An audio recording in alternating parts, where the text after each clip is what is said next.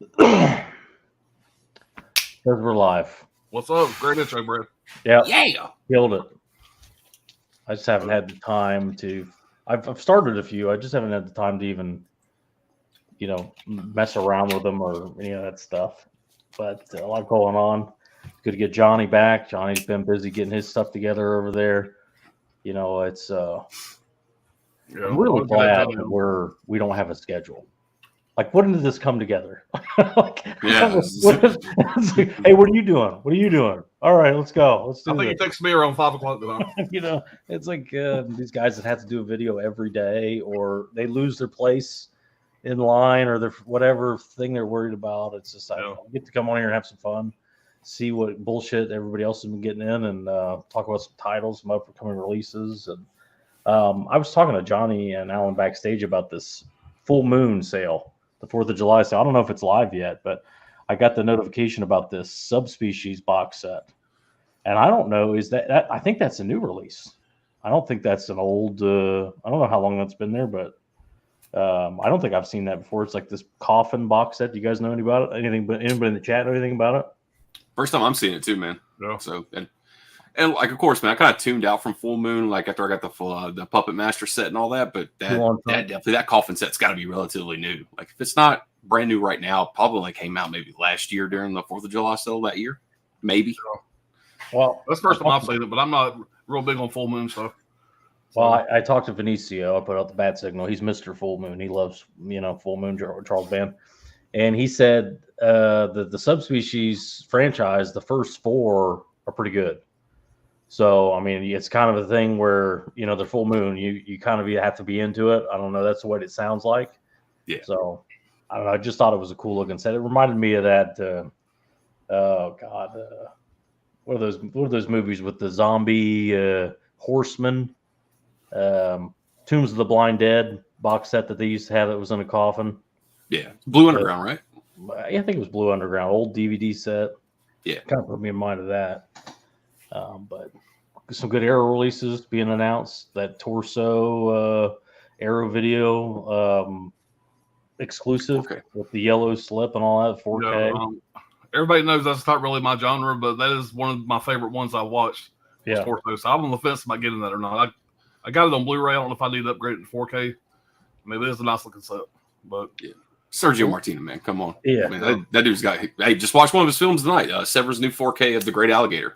Yeah. I wasn't even in a mood to watch for like a creature run amok movie, but I was just kind of like sitting there. I was like, this is the shit. So there you go. Martino's pretty underrated. Everybody gets Argento, and really Argento gets most of the praise for the Italians. Martino is really underrated. I mean, Your Vice's Locker Room is incredible. That's a blast. I don't know. We could do a whole stream on like underrated directors. I like Martino. We agree with that, but I think Deodato is definitely more underrated than he is. Yeah, and I'm like, man, like that guy can't put out a bad movie. They only think he did one movie too. I mean, the guy did a lot of stuff. I'm interested in that new one from Cauldron. I forget what it's fucking called. Cauldron Films. God damn it, I can't think of the stupid thing now. It's got Loomis in it. I have it here. My fucking phone will load. Somebody in the chat is just saying it, but I'm I'm like, God damn it, I'm gonna find it now. This man's convicted. Off Balance with Donald Pleasance. It's a Deodato movie. I've never heard of it before Cauldron put it out, but it looks pretty good. I'll have to go back through the Severin book that they did for Deodato and see if there was any write-up on it or anything. God, man, that fucking book's like 400 pages. I think I started that book like 2 years ago and it's still not done. Which, I read at a second grade level. So, I mean, fuck, it'll take me 20 more years. So, with the dyslexia, it's you got to slow it down. Some risque pictures in there too, so you got to kind of stop and crank that shit a little. All right. The body count should be coming out any day from somebody. That's got Vinegar Syndrome written all over it, or Severin. Pretty good Woods slasher. Anyway, let's check out the chat and get going here. We're going to try to keep this pretty brief. It's a school night. Ken Carlson. Couldn't pre-order Torso and Stepfather 4Ks fast enough. Kino announced Antichrist 74. Oh, okay, so that's a re-release from them. Another day one. That's a pretty decent movie, The Antichrist from 74. It's like a kind of like Exorcist ripoff. Well, I don't know which one even came first, honestly. Around the same time, similar to The Exorcist. Yeah, Torso with the yellow. Well, there's two variants, but I think the yellow one's Arrow exclusive. That'll be cool. I'll probably be getting that. Chris C, what's going on, man? Saying what's going on to John. What's up, Chris? Yeah, I mean, what's been your experience, Johnny, getting these 4Ks in from, let's say, Arrow, the re-releases? Do you feel like they've been worth it, or do you think it's been like Scream Factory kind of, where it's just like a little bit of a bump up? When it comes to Arrow, man, like I'm gonna toot the horn for him, man. Like Blood and Black Lace. Like I didn't even get the reissued 4K of that. I actually just got the new scan Blu-ray that they done because they had the original. And just the new scan that they put to the Blu-ray, I was like, fuck, man. Like, I'm good enough with this. Like, this blows my old Steelbook out of the water. So, kudos to them, man. Like, anything I've pretty much been buying from them as far as 4K quality, yeah, man, I'm going to give it to them, man. Carlito's Way looked fucking great, man. Like, but I'm a sucker for that movie anyway. But, yeah. Well, looks better than that fucking studio Blu-ray I got. They do tell you, too, if it's a new 4K transfer or it's an upscale, like Basket Case 4K, it's just an upscale, and it says that clearly. It's not a new transfer or anything like that. So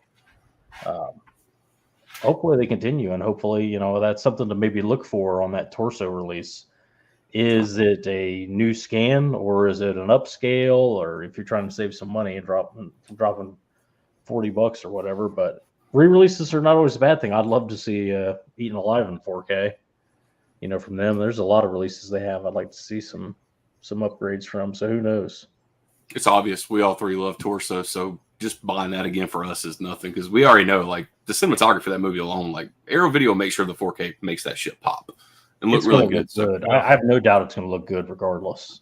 If you already got the Blu-ray, just throw the fucking Blu-ray inside like a little double pack with that damn 4K. You're good to go. Me and Johnny were talking about this too. It's just the 4K disc, so it's not like your Blu-ray is totally obsolete and worthless. You still will have a Blu-ray copy just in case, whatever your 4K player's down, whatever, you'll have an extra copy. And if we just find, if you could find maybe a tray, some of those trays, because they always have the slots where you can put a tray in there. Slip a tray in there and boom, you're done. And the biggest downside to some of these movies, especially the out of print ones, now getting a 4K release, is your Blu-ray value goes down to nothing. Once the 4K comes out, and so you're not going to be able to recoup your money by double dipping. So go ahead and just make the double pack, like y'all said, because you ain't gonna make any money selling the Blu-ray after that fact. I've seen movies that were say $100 drop down to $25, $30 after the 4K comes out. So I've seen that many times. Look at Slumber Party Massacre from Scream Factory. Yeah. So all that shit happens, especially with that second one. Every once in a while, you get lucky if you're trying to get rid of something. It's always good to get rid of something, and then you see the 4K come out after you already got your money for it. So. Absolutely.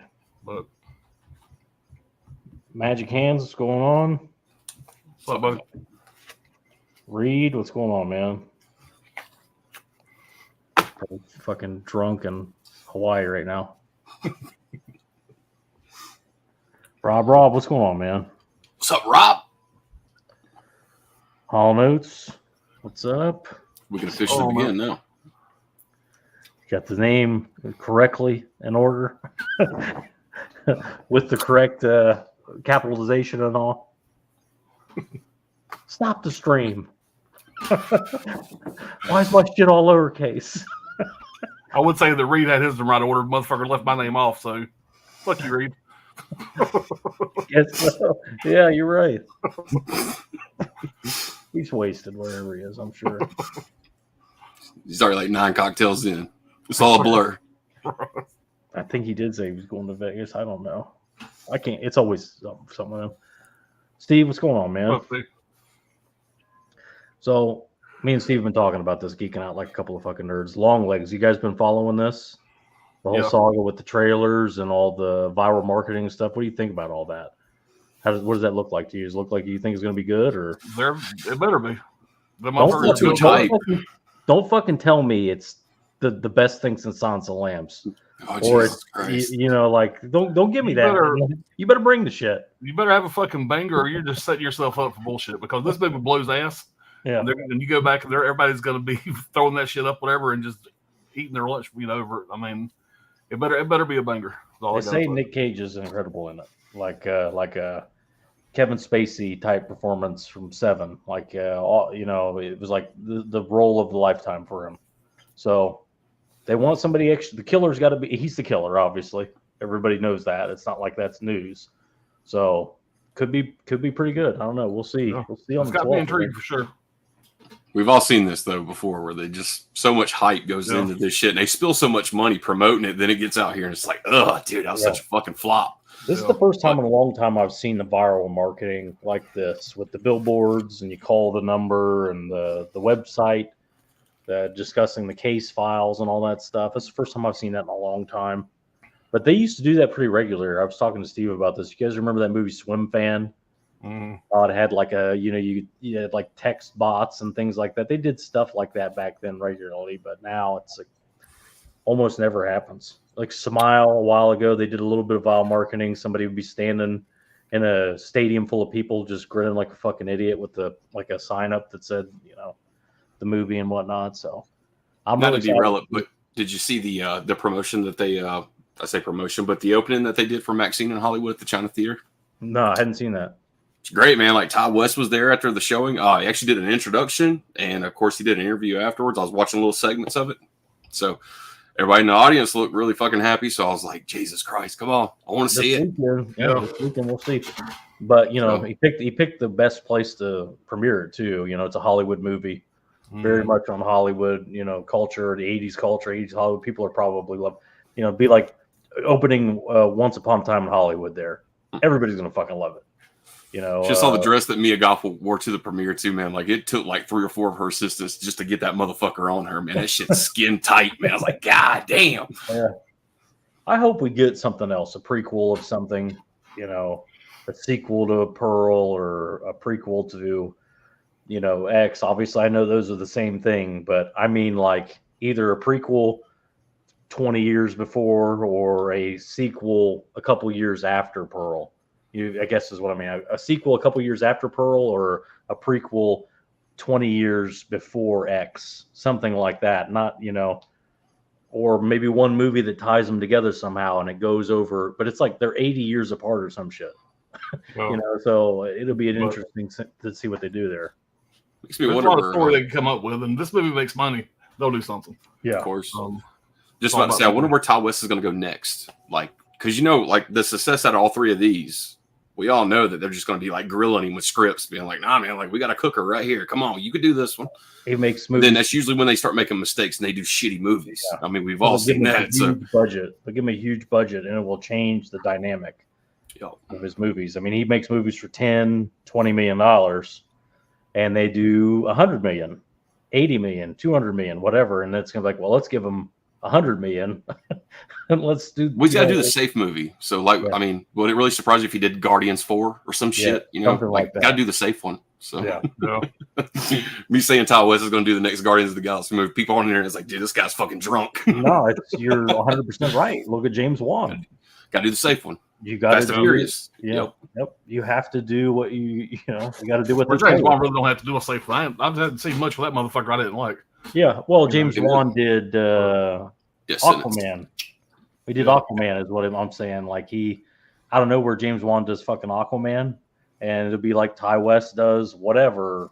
I don't know what I don't know what any of these fuckers are, but I'm sure he'll do some big studio thing. Pay the bills. Hagen, what's going on, man? So, Peggy. Hold on, Hagen. I'm pretty much this is a fan alligator. How did the 4K look from Severin? Looks great, man. Like they let all the film grain in it. This is a first time watch for me, but just watching it, I can kind of tell like they didn't fuck with the integrity of it. But the colors pop in. There's a couple of night scenes where they're like shipment. Like there's this this young guy and this girl, they're on a raft, and it's like a really shitty raft, and they're rowing out in the middle. Like, I had the darkness pumped down like really dark on my fucking TV, so I was kind of like messing with it myself. That was my own fault, but yeah, other than that, that shit looked good. Severin couldn't fuck that up. You know, there's this. I mean, that's the first time that's the first time the Blu-ray flick, right? No, it was a Blu-ray from Kino before, or Okay. Code Red, one of the two. Yeah. Kino sold it. I don't know if it was a Code Red or if it was Kino, but I'm sure it was a dog shit scan, whatever it was. If it was Code Red, it probably didn't look great. Let's be clear. I was hoping when that box rolled in, I just kind of figured like not only the bullshit with it, which we'll get to it, but I figured like I'd get another text or like an email, or there'd be like something on social media like, fuck, we got a replacement disc for one of those 4 that was in that monthly package. I'm like, no, fuck. Yeah. So, I just pulled out a House on the Edge of the Park to let my wife watch it for the first time last night. And I didn't even realize it, but back in the day when they first put that out, I went to open my case last night and I was like, fuck, they did a replacement disc because there's the defect disc. I put a little envelope inside the case. I was like, damn, I forgot all about that. That's a real collector. I want the fucked up one too. That's the full stuff. I don't even remember what the defect of it was. I don't remember if it was like, you know, just there was like a subtitle issue or whatever it was, but that's like fucking Deodato classic to me right there, man. Fuck, I love that release. It's got a 4K since then, right? Who put that out? 88 films. 88 films. Yep. But I mean, the Blu-ray's fine with me. That's a great release. Yeah. What are you saying? What's up? Chris C. Martino, Lindsay, a few of the great ones. Yeah. Rob, what's up? Rob is in both chats here. Chris C. said he pre-ordered Off Balance. Yeah, there was a limited edition. Now there's a standard. I don't know if it's any good or not. I haven't found anybody that's seen the movie. But Loomis, you know, on the cover, Pleasance, and some kind of slasher-like thing. I don't know. Could be good. I love that Donald Pleasance did like 372 movies, but every time you see him in movies, like, that's Loomis. And it's a role he doesn't really understand if you ever hear him talk about it. He's just like, you know, it's heavy on the director explaining to him, like, you know, you're terrified, you're crazy here, you've accepted your, you know, it's just like, it's funny when he talks about John Carpenter movies. He says, I don't understand him, I don't like him. But I did this movie because my daughter liked Assault on Precinct 13, you know, like type of thing. So I don't know. It's just amazing how that worked out. It's always nice to see when somebody else watches the special features on some of these fucking discs. I'm like, yeah, you're just saying all the same shit I heard in that special feature. Even be an old man, you know, that's all I care about anymore. I'm like, what does it come with? Why am I upgrading this? Is there something on there for me to buy? Or am I just buying it because it's a little fancier transfer, or what? I mean, what are the supplementals like? Did you bitch out, or are you being lazy? Did you bring me something here? What am I paying for? You know, a day in the life for Brad is wake up, check the stock market, see what NASDAQ and the Dow's doing. Special feature time. Yeah, pretty much. It's getting to be pretty bad. I go out on the front yard, I shake my fist at the kids going way too fast, or the music's too loud. You know, that's generally what happens. Fuck yeah. Ken Carlson's over here talking about the Severin. This is the last 2. So they have 8 titles, 10 they're going to total for the new sale. When does that go live? The 12th. So? The 12th. 11th or 12th. It's like 12th through the 15th, I think. Yeah. And they're halfway to Black Friday, I guess. So, summer sale. They'll be on sale for what, $80? Yeah. Yeah. The new 10 will be full price, but the rest of the titles, back titles, will be on sale, whatever they are. We don't know exactly, but they've announced 8, and I think, so he's saying there's 2 more left, and he's hoping one of them will be Stage Fright on 4K. I'm kind of thinking now they'll save that for Black Friday. That'll be their Black Friday title, Stage Fright on 4K. Yeah, that's what I would say too.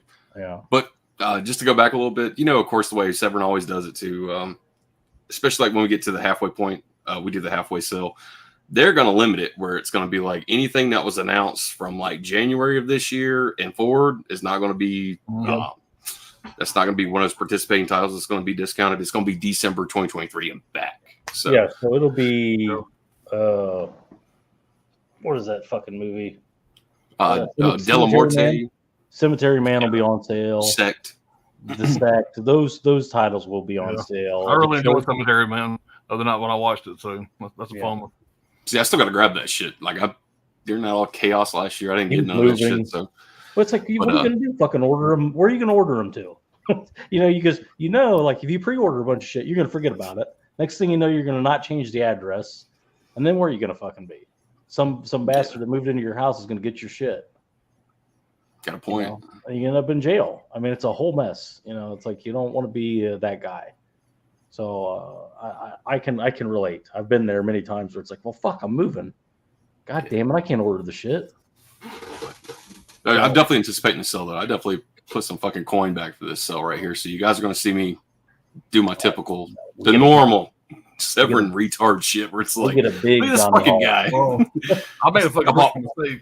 As we're going to see later tonight, whatever. I just fucking got a huge fucking order from Hamilton Books right before these sales started. If I would have thought about it, I'd have maybe held off on that and saved more money for the sale. I did buy 9 titles from Kino. He ordered so many titles from Hamilton Book. They sent him this shit in a box.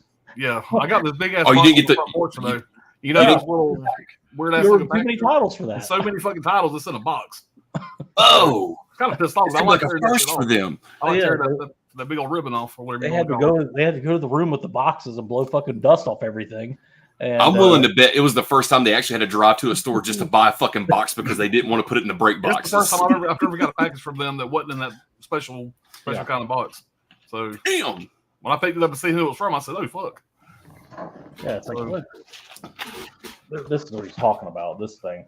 This is how it's supposed to be. You always know it's Hamilton Books. There's only so many titles they can fit in this. I mean, it could probably go up to like this, and that's probably, I don't know, 15 titles, something like that. That Brad was recommending, titles that Brian was recommending. I'm going back and forth with both of them, whatever, you get recommendations. And I had like 29 titles there at one time. Yeah. And I did drop that down a little bit. I didn't get 29 titles, but I got damn close. But it's a problem. It's a disciplined man right there. Yeah, real disciplined. But I mean, most of them were fucking $4.95 a piece. I mean, come on.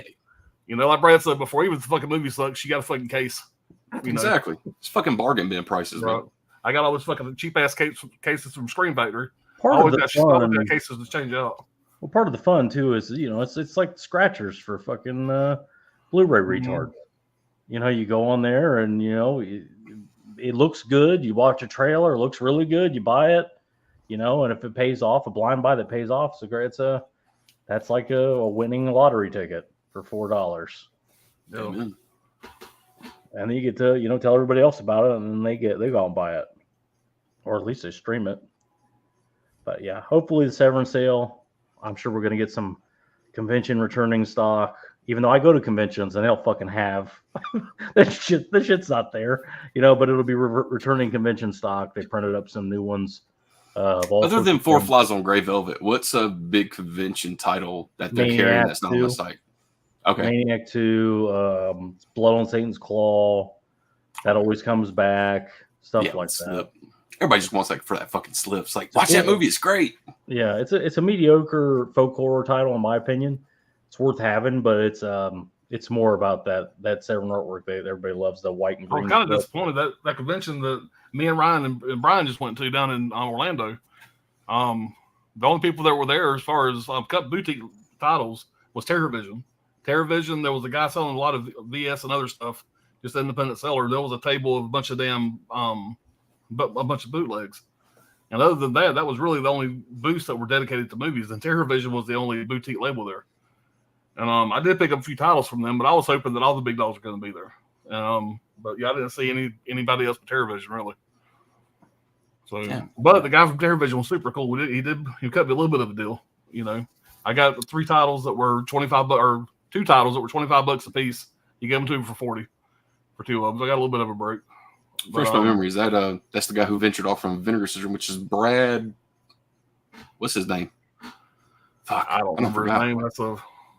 I'm not the guy to ask about that, but he was the acquisitions like Jeff Nelson was, and Cliff McMillan over at Screen Factory, which Cliff went over the Arrow Video, which everybody knows that shit. But I can't. Brad Henderson, that's his name. There it is. Yeah.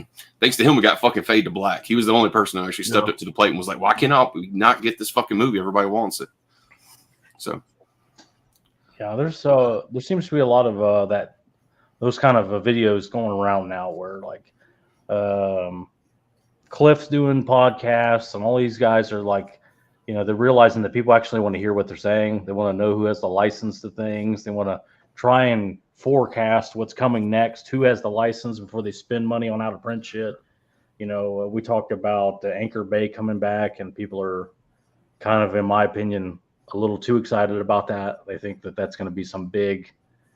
I don't see it that way. I see it's a 1 or 2 releases a year type company. Well Go USA. Yeah, it's a Well Go USA, basically. Not Dark Sky if they're lucky, and they don't even have their old titles. They're doing new future cult films, is what they're describing it as. So I don't know. Like, I hope people aren't making beds in a burning house with that one, because, I've watched some of the trailers of the stuff they're talking about bringing out. I'm like, okay, yeah, but it's not like they're going Dawn of the Dead on 4K. Oh, don't worry, man. Like the first thing they're going to do is they're going to reissue 4K tins, like we used to have the DVD tins back in the day from Anchor Bay. It's all going to be 4K now. So yeah, it'll be everybody get ready to whip out that wallet. Yeah, 4K tins. Well, they don't even have rights to the logo, so people are getting. I mean, it's not like they have nothing. It's just they can call it Anchor Bay for whatever reason, but it's not. You're going to definitely be the person who knows a lot more about this. But what was the whole fiasco with Anchor Bay? Like, they lost their major shareholder whenever they did their partner contract with Stars, right? For physical media? I think that they bought out that whoever the ownership was, Stars bought him out, and so they own the back catalog or whatever. So I don't know. I don't know what they're buying. I don't know what they have. And the guy doing it just seemed like a passion project. I'm like, I know people are excited, but calm the hell down a little bit. Like, it's not going to be. I don't know. They might not even have a release out this year, and people are kind of jumping up and down about it. I don't know. Future will tell us, man. I'm curious. I hope they do good. But then, like, if they came out with a US Dawn of the Dead 4K, new scan, new interviews, new documentary, something might get people a little excited, because it was a big old Anchor Bay release, something like that. You got to wonder. They've been out of the game so long. Most of their big stuff, just like, for example, what comes to mind? They're the ones that put out that really cool sleepaway camp set, right? The one with the red cross on it. Yeah. Survival Kit. Factory, I'm assuming still has the rights to that. Yeah. I would imagine some of their other big properties are now under somebody else. Yeah. You got to wonder how many of those do they buy back? Are they buying new ones? How many of those can they afford it? Can they even afford that with some guy in an apartment? I mean, you know what I mean? Like, the money, the way Don May talked, we're talking hundreds of thousands of dollars that you have to put out up front and then sell product on the back end to make your damn money back and reinvest it in the next thing. And I mean, we're not talking a big money proposition. So I don't know. We'll see. We'll see. I guess time will tell. Like Johnny said, I'm just a little bit. I guess I'm tired of hearing about it. I'm tired of hearing about the fucking, like, the nostalgia nerds that are jerking off, going, "This is the best thing ever," and we're gonna get all these. It's just it's a new label that's called. It'll come and go like a bad fart. Is what it's gonna do. So we'll see what happens. We're just like a bunch of old men on here being like, "Man, fuck that." Well, it's like Motley Crue's back on tour again. I mean, after saying that they were done, it's like. That's what I feel about it. Okay. Well, that's different. That's different. That's Motley Crue. Yeah. Well, it's like you've seen Motley Crue lately, so that's enough said there. Definitely, man. I mean, anybody. That's definitely time. Definitely time for Vince Neil to hang it up, which I think he has. But I know Mick Mars is unable to tour anymore, but I mean, he is one of the fucking best ever, in my opinion. But he can't even move his fucking neck, man. He's still making music. He just can't tour anymore. You see him in concert, he gets on stage and he cannot move his neck at all. It's like, hey, dude, you can't move your neck. It's time to sit down. It's like Michael Keaton in the Batman suit. You've done enough. Still one of those fucking scholar. What's that? Anchor Bay back in the day, man. Everybody knows that shit, man. They were the ones who were putting out the best DVDs at the time, because the titles they were snatching up and the jobs they were doing, man. It was bar none. During that run, my kids were being born, stuff like that, whatever, through a lot of that shit. And so I was still getting movies. But I was just going to Walmart looking in the bargain bins. I really wasn't into boutique stuff. So I didn't really have any of those cool releases that I've seen now back in the day. Yeah. Never grabbed any of them. They weren't even on my radar. Well, shit, my movie buy was going to the store, whatever Walmart or Target had. That's what I got. Yeah, You know? I mean, it's like I had them and sold them. It's like, yeah, it's a cool set, whatever. It's worth some money. The fucking better release came out. I went with that, and again that happened. So I don't know. To be completely honest, I think it wasn't until I had, like, of course, on the shelf where I had so many together where I noticed that the logos on the bottom all matched the same. And I'm like, wait a minute, what the fuck is that cell boat? Why is all these the same thing? Oh. Did boom. Well, It was like, oh, the Halloween box company. set. I found it at FYE, whatever, back in the day. And I just like, cool, Halloween box set. I just bought it. I had no idea it was fucking Scream Factory. There you go. And I'm sitting my fat ass there in the fucking living room one day going through YouTube. And I see this goofy bitch on there talking about, Scream Factory titles. What the fuck is that? And I come and look at my fucking Halloween box set. I said, damn, that's Scream Factory. What the hell is this? And of course, he showed. 2 weeks later, he bought 320 Scream Factory titles. Johnny, hey, what's the Scream Factory all about? And then, goddamn, there you go. Johnny, send him fucking heroin. I have some of the heroin, please. Yeah, send him heroin in the mail. Well, you snorted it first, and then when that stops working, got tested. My ass making the list, whatever. Johnny's first video, I think he was doing 10 at a time. I got those first 10, which obviously from 2012. This is about 2019. So I have to go out and find these 10 titles that are out of print, most of them. And so I told myself I was going to buy everything in that first list before I went to the second list. So I tracked those down, then I watched the second video, tracked those down, and then I realized some of these titles were going for $150. So I had to rethink things. And anyway, that's how I got into fucking boutique titles. So thanks for that, John. There you go. Yeah. And you did same way with Arrow Video. I think I did like my top 20 of Arrow Video, and you were like, what the fuck is Arrow Video? I'm like, oh, it's another company. Yeah. He was all too eager to get me fucking, give me a taste of the money's for the comeback. Yeah. Well, look, Arrow Video took a little bit of nudging because I remember when I told you, I was like, well, look, you got to have like a region-free player. You got to import these. And you were like, wait a fucking minute. Like, how much trouble are you going through to get these movies? And then before you know it, he's like showing me a picture of his entertainment center. There's a brand new fucking region-free player sitting right there. I was like, oh, shit. I sent Johnny a picture of me at the Scrape Up, the Sleepaway Camp 1, 2, and 3 with slipcovers. He said, God damn, how much you pay for those? I said, well, that's not important. Those were way out of fucking print when I got those. So, shit, man, Deli Blessing and all that shit, man. Dolls was like that big one there for that was the most I paid for anything in Dolls. So, don't ask questions you don't want the answer to. Yeah, that's a hard road to go. Yeah, Dolls was the most I paid for any of them. That was the last one I got. What's going on, Benicio? What's up, Benicio? What's up, Trini? The motherfucking horror cholo. I was just talking to Benicio. Hoping to get him back on as soon as he's able. Oh yeah, he's another one that goes pretty fucking big on them Severin cells too, man. I remember watching them fucking videos a few years ago. He got some shit on them shells, but he's also got the alternate slips for a lot of that shit too. I remember some of my first videos of watching him, and I was like, damn. Yep. I hope he gets situated where he can start doing some videos again. Great channel. Chris C, yeah, the Blood and Black Lace. Everybody talks about that 4K looking great. It's a good looking release. That's for sure. I think the limited edition is gone now. Yeah, it is. I was talking to Steve about this. Does Arrow do limited edition hard boxes anymore? Is that done? Because all the new limited editions I'm seeing are slip covers. You're seeing a lot, but man, I'm sure, man, those boxes sell too good for them, man. Yeah. I don't see them just going, this is too much. I really like those. I hope not. Yeah. I mean, it may be a situation where it's like, this. I enjoy this release a lot, but did this need a big box set? No, it definitely didn't. This is plenty for this. So maybe that's just what we're in. We're in kind of the doldrums, and maybe the fall releases will be those big boxes. I mean, not that I really care. I just thought that's kind of their thing, and I don't think they should go away from that. I think their collectors are really like those, and that should be their bread and butter now. Look at that fucking Conan set they just did, man. That bitch is like this fucking fat, man. Yeah. So I don't think they're stepping away from it. I think it's just they're going to pick which titles is going to get that treatment. You know what I mean? The ultra limited edition. But it does seem like they're doing more slip covers than hard boxes, which used to be the other way around. But yep. Chris C saying that the Torso 4K does have newer features on it. That's cool. Hell yeah. Even more of a reason to double dip. Chris C's talking about the Cuckoo film. It looks pretty interesting. Yeah, it does. Non-prey Mantis, if Perkins can harness the cage and use him right, it should be decent film. Yeah, I don't want to get too excited for it, but I'm very excited to see Longlegs. Hopefully, it's legit as they say it is. I was talking to Steve about it. I was like, how old is that girl that's playing an FBI agent?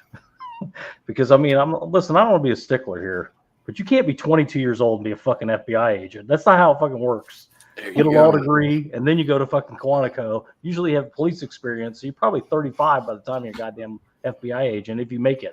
You know, so I don't know. It was just a little weird. Girl wearing an FBI jacket as a younger girl. So the Doogie Howser law enforcement.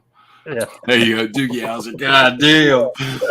Oh shit. Yeah. Well, if you remember in Silence of the Lambs, Clarice Starling is a trainee. She's in the academy, and she looks, I don't know, 28, 30, you know, whatever. She doesn't look like, she's not like a kid.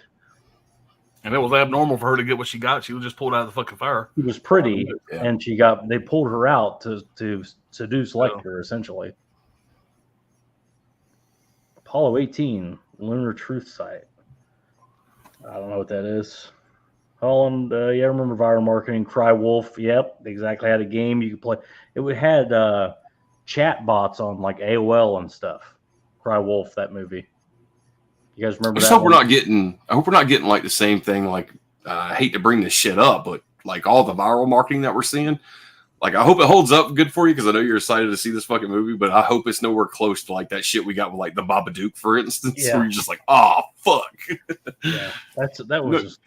I think that was just luck. That thing went viral for whatever reason with the LGBT, QRS, TUV bullshit attached with it for whatever reason. I don't even know why. Why did they even claim that as a gay movie? I think it was a mistake to begin with. Yeah. It was just something that they didn't categorize right for the streaming services, and people for some reason was just like, well, there it is. I don't even need to see it. I immediately applaud it because it's a gay movie, and I applaud the effort. And then, of course, Screen Factory had to fucking not only put the movie out once, but then reissue it again with a special rainbow slipcover. And you're just like, all right, man, what the fuck? Chris Cease's prequel to X would be intriguing. Yeah, I think so too. Absolutely. James Gunn did Brightburn. Another movie I love. Yeah. But it does seem like you got to you do one for us, and then you can go back to doing the ones you want. Which I'm okay with. I mean, that's the only way we can get these movies. I'm okay with it.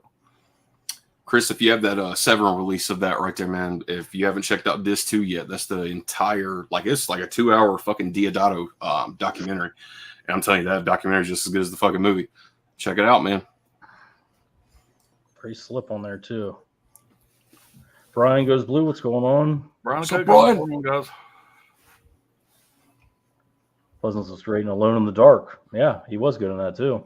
He's good about everything. Body Count. Yeah, somebody's going to do it. I would say even Vinegar Syndrome pretty much would be the one for that one. But who knows? 88 Films, somebody like that. Yeah. Opera 4K. I don't know about that. I look at the release. I look at the release and I go, that's a great release. How much fucking is it? Tell me. 4 discs. You're already looking at 60 at least. 5 discs. Is it 5? I think it's 5 discs. It'll be every bit of $70. It'll be every bit. Every bit. It's a good looking release. I love the artwork with the Raven and all that. I'm just like, it's not going to be in my collection. I'm not paying $70 for that. I think I would wait on it. I'll wait on it for next year's sales. I'm hearing you guys say that, but I got this feeling as soon as the image is displayed on your phones while you're looking at all this shit. Yeah. It's like, I don't know, man. I might want to grab it now because what if it, Four Flies on Grey, Velvet, Maniac 2. God forbid I miss this out. This is one conversation of like 2 conversations where Johnny, I'm like, I'm moving. Let me PayPal you some money. Go ahead and order it for me. And then when I get settled, you send it to me wherever I am, So, yeah. Come on. Severin's not going to drop the ball on that fucking release, man. That's an art. Everybody's just fucking hungry for Argento shit, man. Yeah. And especially that one. That's one of the last ones of his 4K that matters, at least. It's one of his top tier releases and it hasn't had a 4K yet. So people will buy it and they know that, and they're going to charge a premium for it. And again, what's that price going to be? Who knows? Yeah. Did you get the, we'll talk about that later. Trini, big fan of Severin. Everybody knows that. Scourge of the community. They're a big fan of Trini too. Yeah. It's mutual. Sydney, what's going on, man? What's up, Sydney? All right, we're almost to the chat here. We're gonna, we're turning into, the Jurassic Park tour. You are gonna have titles in your title hall stream. Chris C, I'm highly impressed by the Nightmare to Damaged Brain 4K. Yeah, that was another really good one. I think Johnny hasn't ordered that one yet. That's a winner though. That's a really good release from them. Expensive. What was the Fulci film that was also? It was Psychic, right? Dropped there in the same time as that one. Yeah, I missed out all that shit. So the I'll go Church, back and get all that. Again, I'd say The Church. That's a must grab. What about The Sect? Is that a fuck that miss? movie? Okay. Yeah, I wasn't a big fan of that one either. What was the Yellow Cases? What's that company?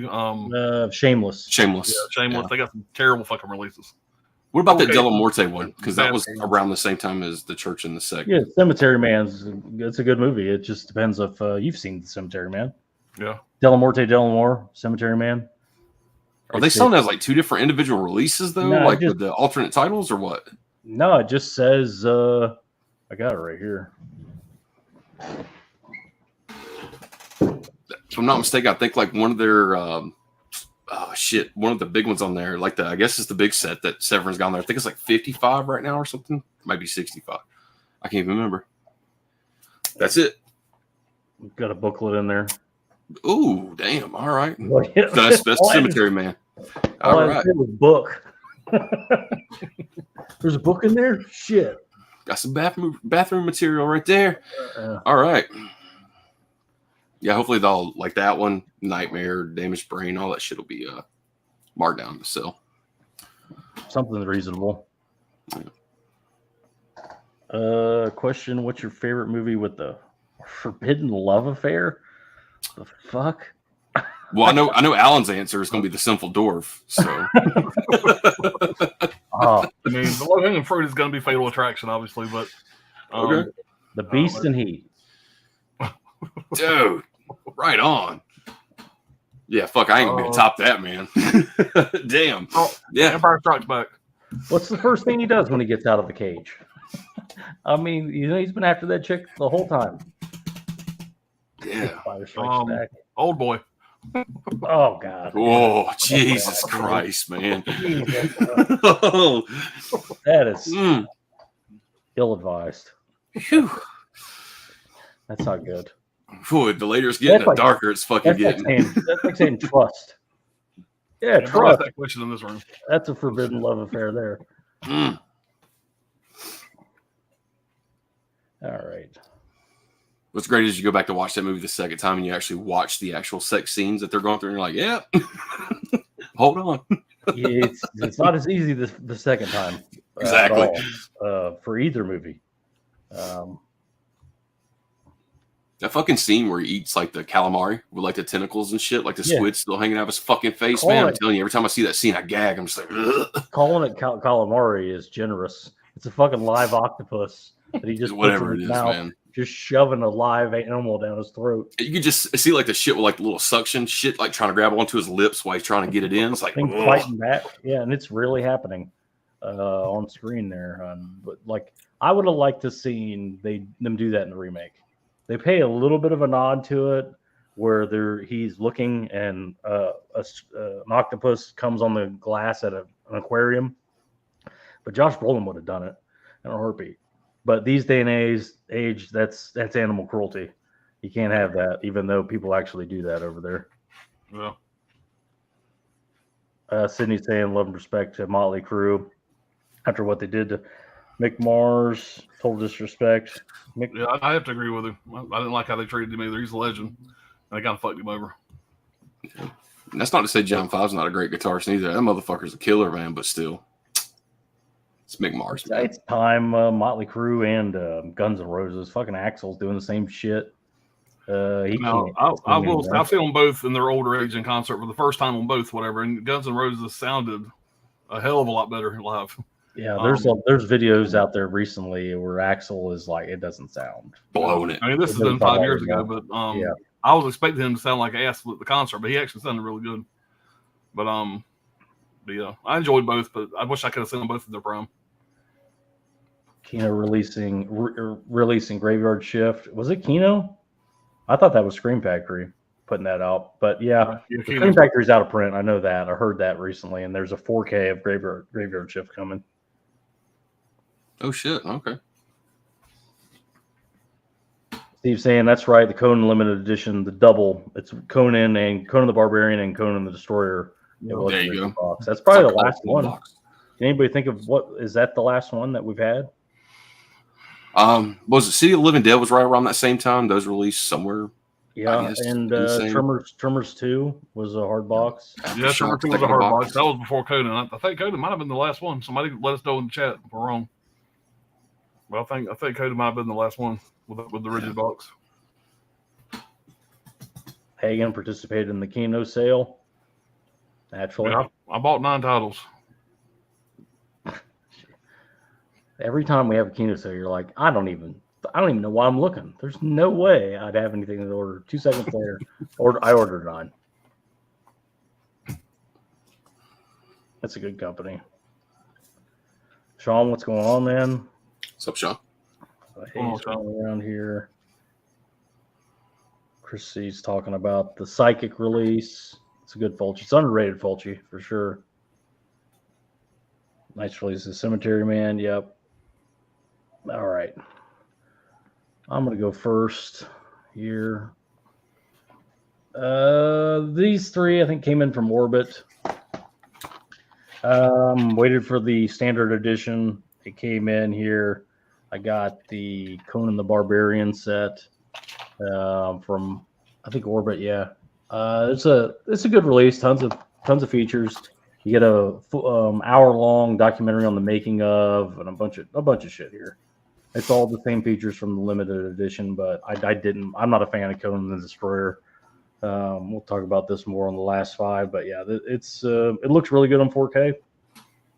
For whatever that means to me, my eyes, it looks good. I would definitely recommend it, but you're probably going to get this on sale very soon. I ordered from Orbit. It was kind of the free shipping title.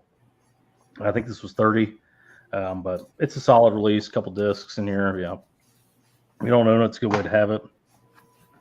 This is a movie that I was recommended for by Jason Werner, Body Count Rising, his channel, which has been dormant for years at this point. Nobody's heard from him. I hope he's all right. Good guy. But he got this in and was telling me a little bit about it. And it's the same writers and directors of Inside, which I love that movie, but it's a movie called The Deep House. James Cameron would be proud of this. It's a horror film. It's basically like The Shining underwater. That's a good way to put it. Really good movie. It kind of surprised me how much I liked it, but there's about a 30-minute making of feature, and it's in English. Luckily, this is a German release from Turbine Media. Very interesting movie. I was pleasantly surprised by it. Well, I mean, I thought it was going to be good, but I was happy with it. Very weird German cases. I don't know if you're picking up on this. See that? They got little feet at the bottom. Typical German over-engineering. They don't have that at the top, only at the bottom. If you stand this up by itself, it'll stand up. little weird touches. These German cases, little nub right here that keeps the insert from sliding down. Typical German over-engineering, but a good movie, French movie.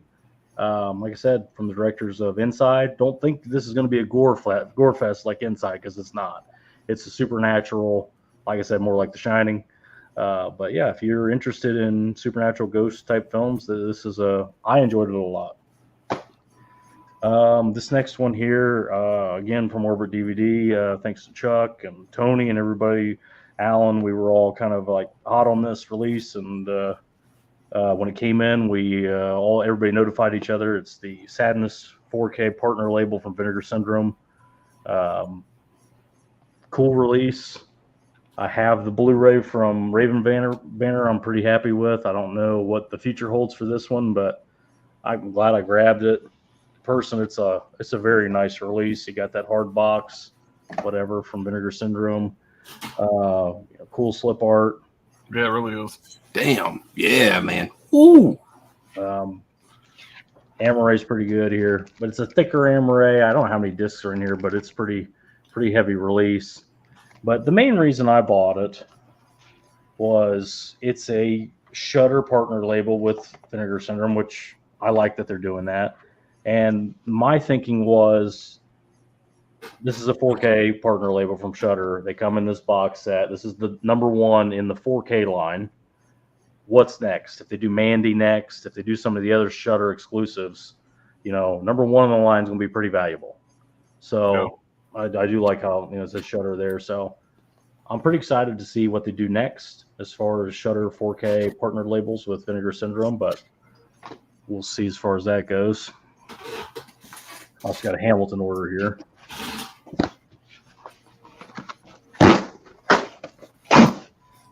I did go out and hunt down that number one in that line. I think I paid like $60 for it on eBay. Yeah, so there's a DVD line and a 4K line. So I look at that, the 4Ks get this special hard box, and the Blu-ray got a slip. Yeah. So I'm thinking the 4Ks are all going to have this box with it. So, I mean, do you really want to be without number one on the line? I think this could be a good investment or, whatever. I actually ordered it, honestly, because just in case one of these guys didn't get it. I know Tony was kind of freaking out that he didn't have this, and I don't want to see him fucking have to pay $150 for it on, eBay. Could have the same future like VSA. Remember, like those early ones, man? Those fucking things go for crazy money. Could be the same thing right here. So I'll put some down order here.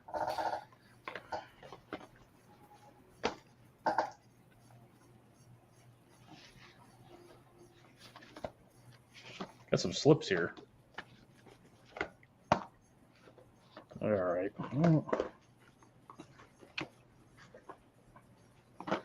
All right. So this first one, I watched a trailer for it and it looked pretty good. It's like a survival, like a Lost in the Wilderness survival thing with Naomi Watts, and it kind of reminded me of Arctic with Mads Mikkelsen. It's a movie called Infinite Storm. If you watch the trailer for this, looks pretty good. A little weird with Naomi Watts, I get that, but it looked pretty good to me. And like she finds like some random guy who's like in shock, disoriented. She tries to get him back to safety in the middle of this storm. But like I said, it looked like a good companion piece with Arctic, which I really enjoyed Arctic. So I like these kind of Lost in the, the wilderness kind of movies. But yeah, got a lot of slips this order. But this next movie I heard a lot about. It's like a alien movie. It's got Michael Shannon in it. It's called Midnight Special. And we've seen that. Like this is like, I think this boy has powers or something, and I don't know, something about that. I've heard good things about this. Yeah, it's pretty solid. But I think I got 8 here, and I think this whole order was $50 shipped. So I can't complain here. I'm looking forward to checking it out. But Michael Shannon, I'm a fan, but we'll see what happens there. This is an interesting movie. I don't know anything about it. It looks like poverty porn to me, which, I'm a fan of that subgenre, whether it exists or not. It's Billy Bob Thornton, Jackie Earle Haley. I'm trying this for $4. I don't care. Devil's Peak. You got it's from what I understand, Billy Bob Thornton is like a Walter White type character in rural North Carolina. That Pentecostal cracker country type thing, and it's that kind of deal. Jackie Earle Haley is the police officer, and they kind of, I don't know. I watched maybe a couple minutes or a couple 30 seconds of a trailer and went, I'm getting that for $4. I'm getting it. Give it a shot. Haven't seen Billy Bob Thornton do anything in a long time, so we'll see what happens there. Shudder Original. I generally pick these up, RLJ films, on Hamilton Book when they go down to $5. Eventually they all do, and this one's no different. Blood Quantum. This is a zombie movie that takes place on an Indian reservation. And they, have to go all native on the fucking zombies.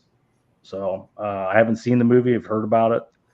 Picked it up. Again, $5. Whatever it was, $4.95, $5.95 was worth it. We'll see what happens there.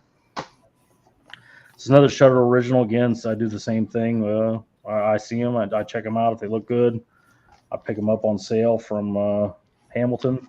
It's the Pale Door. It's a Western vampire movie if I remember correctly. It says the writer of Bubba Hotep and Cold in July. But watched a little bit of a trailer for this one. Looked pretty good. I think it's vampires from the Old West. So I don't know if anybody knows anything about this one. I don't know, but I gotta check that out, man. That looks like right up my fucking alley. Just the cover alone. Yeah. Came with a slip too. So yeah, Pale Door. Hell yeah. This is a movie I didn't own, but it's a must own. I don't even go any further. It's Dolomite with Rudy Ray Moore. Fuck yeah. Fuck yeah.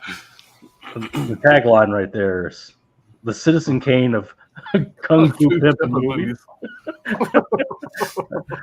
So I couldn't leave it there. $5. Why not add it to my blaxploitation pile?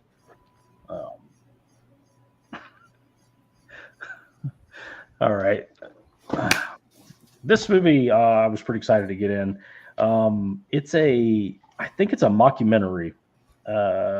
It's not found footage. I think it's a mockumentary. It's called Beyond the Sky. I watched a little bit of a trailer for this one. It looks pretty intense. It's obviously aliens. Been on kind of an alien horror kick. $4.95. Give it a shot. But yeah, it looks like it's in that found footage style. You got the Swedish guy that's been in a bunch of shit. It just looked pretty interesting to me. And like I said, We got D. Wallace in there too. Yeah, D. Wallace is in there. How about that? Yeah. Kind of surprised at all these slips I got.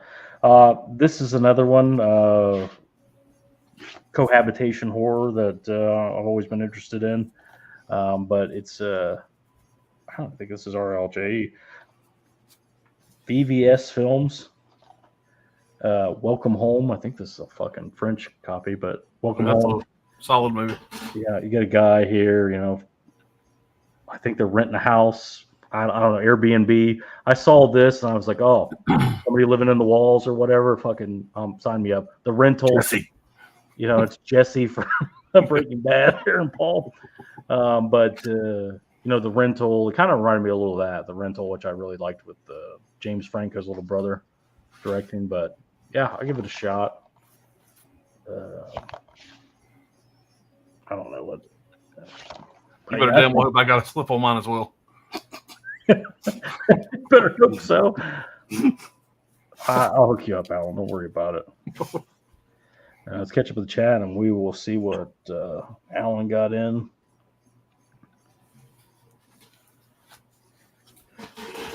Chris C saying City of Living Dead is a slip box, not a hard box. I love the first Conan film. Yeah. Conan the Barbarian. Very good movie. 3.5 out of 5. Didn't quite hold up as well as I thought. A little hokey. But, I mean, there's 3 different cuts. So, maybe there's a darker cut. I remembered it being darker than what I saw. Steve, that's German innovation, folks. I don't know. Maybe I'm the only psycho that notices stuff like that. But I'm like, why does this need to stand up by itself? Like, they put way too much thought into that case. Christy, I've heard of the Deep House. Did Shutter release that as well? I don't think so. So the only way that I saw to get it was that, but I mean, I might not know. Christy, now there are some, or I'm thinking about IFC Films. I think I'm thinking about IFC Films that they put out on their streaming service, but they were only foreign releases on physical media. But I don't think Shutter's ever done that, to my knowledge. Yeah. So we'll see there. I mean, like, what is the movie I'm thinking of? Night of the Hunted. The 4K is out in Germany. That's a Shutter exclusive. But the 4K is out in Germany. And it's a media book. So who knows? I don't know. That may not get a U.S. release because of the subject matter. We'll see. Yeah, it's Sadness. People like it a lot. It's more of a, if they continue with these Shutter 4Ks, I don't want to be the guy without part 1 if I'm going to get them all. We'll see what happens there. Chris C. Mandy 4K be day 1. They went north. Maybe Bill Duke's last movie. Cindy Eubanks, Devil's Peak, very good movie. 3. Oh, that's good to hear. That one might work out. Chris C. Billy Bob looks like Walter White there. Yeah, Walter White trash, maybe. Billy Bob loves to play white trash. It seems like it's his favorite thing. You know, well, he's not playing. He's not really acting. I mean, Chrissy, interesting. Trying to get more Van films. I think it's vampires. Watch the trailer for The Pale Door. Sydney Eubanks, right on cue. The Pale Door, 1 out of 5. Not good at all. Damn. Well, can't win them all. Welcome Home, good movie, 3.5 out of 5. That looks like my type of thing. All right, let's see what Alan got in. all right. So here's the box. What we got going on here? That's a shitload of Hamilton books. Let me get this motherfucker open here. Hold on. I really want to open this bitch this afternoon when it came in. Yeah. I had that Hamilton order in for about a week, waiting for Alan to get his in. I actually got another one over there, but we'll do that on another stream. All right. Alan Judas that he is like, hey man, you know anything about this movie? And he sends me like his cart, and I was like, oh fuck that! I've wanted that movie on Blu-ray forever. It's The Hunter with Willem Dafoe. So that started a whole other. So we got a shitload of fucking paper here. Which I mean, I can appreciate, but damn. Your preferred customer. All right. I'll clean that shit up later. All right. First stack here. So you got Monsters. Yeah. That's a good apocalyptic movie. Yeah. I hadn't never heard of this. Brad kind of I don't think he's ever seen it either. Have you ever seen this? I've seen he recommended it. There's some clips, and I've heard a lot of people tell me that it was really good. And it seems like a quality, just from what I've seen, quality release. Yeah. We'll see. You got a slip too.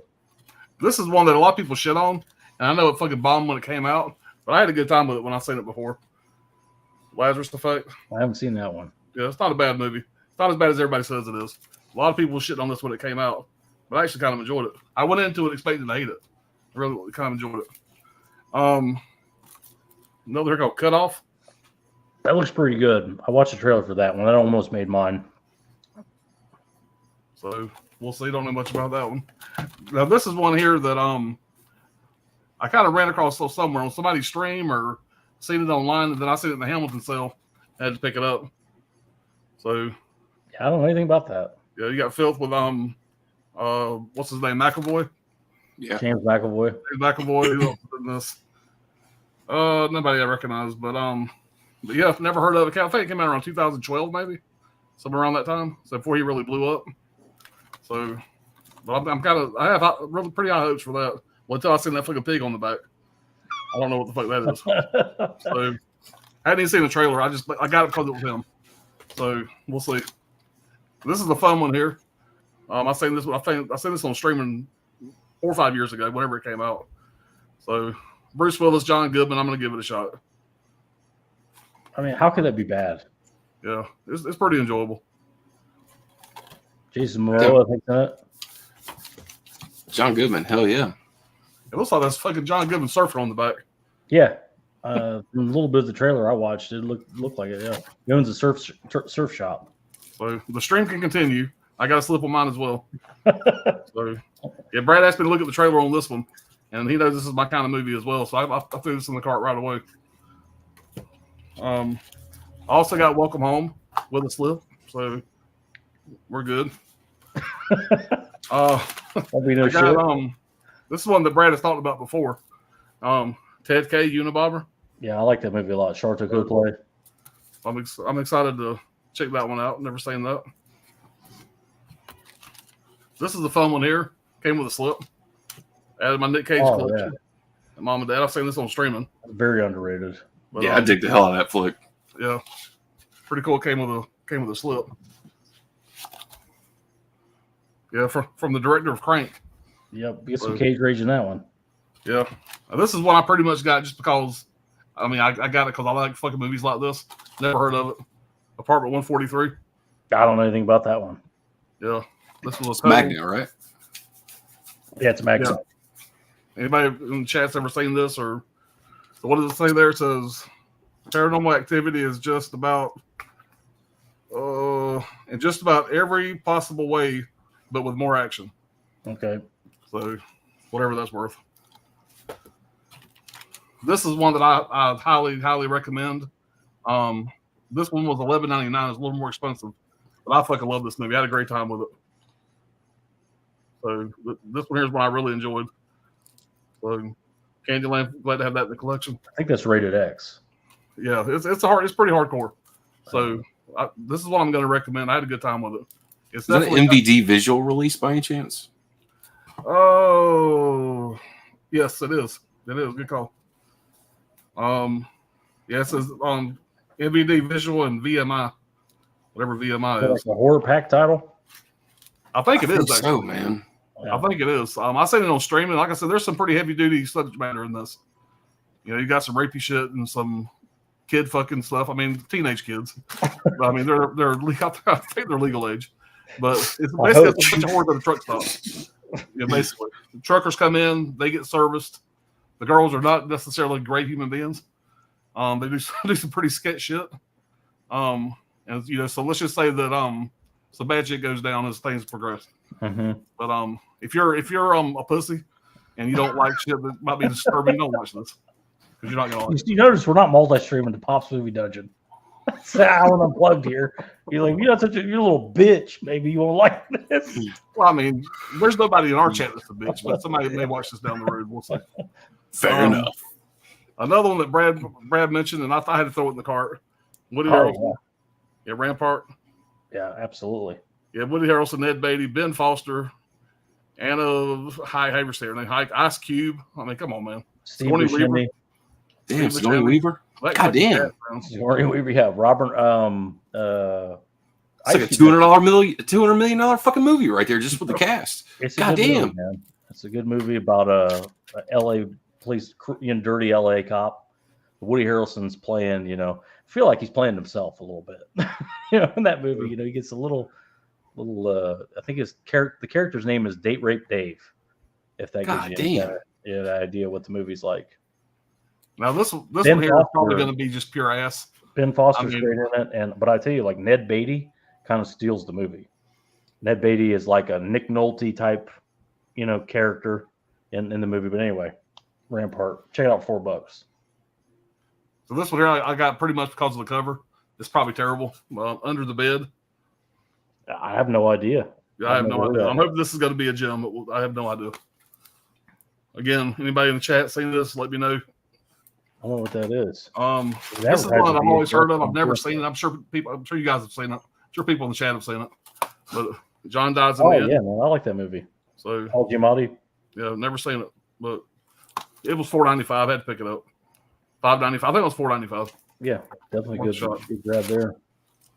I got this because it was Bruce Willis. I've heard this movie was pretty good, but never seen it. I know Brian Goes Blue told me this was actually out of print, and so getting it for $4.95, I didn't grab it to sell it. I grabbed it to keep. Hopefully, I really love Bruce Willis, but if I like the movie, I'm going to keep it. But supposedly this is out of print, so if you're interested in shit like that, you can get it for $4.95 on Hamilton Books.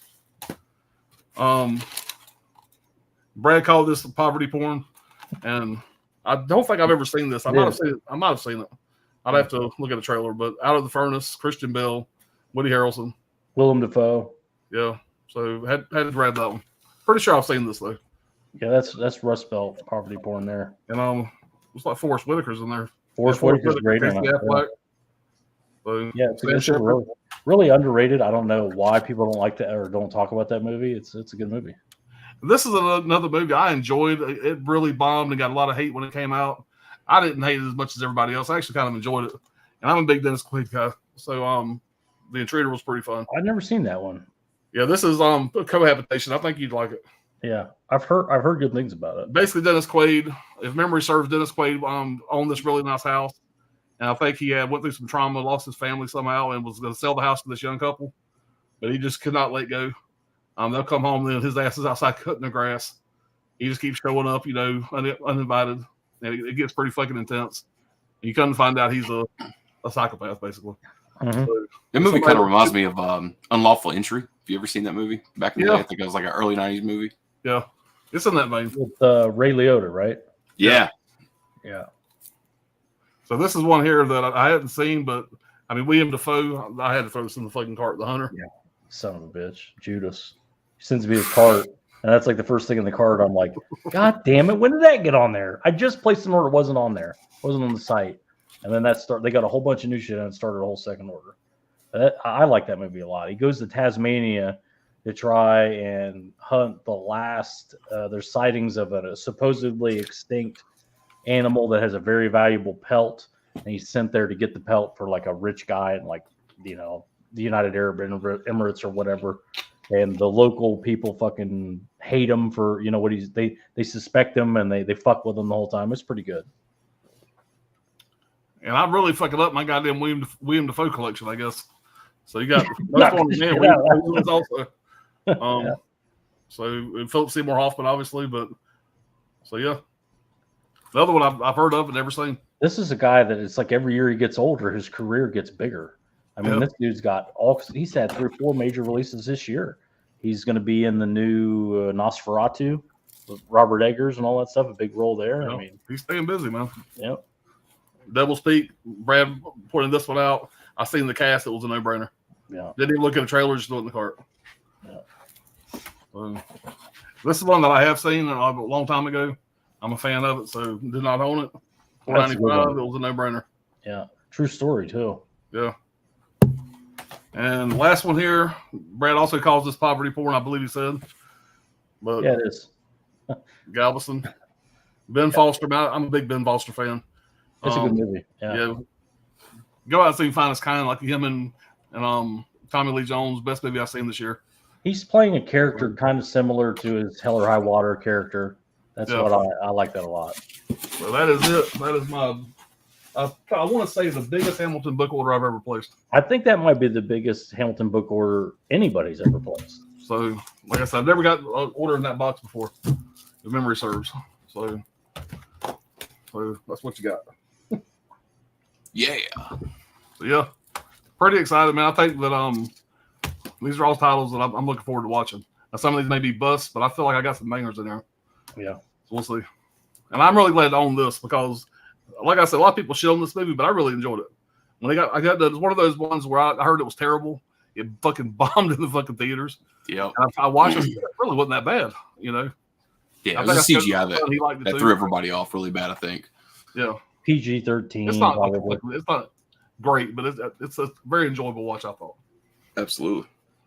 And I think they made a couple sequels to it, I think. I might be wrong.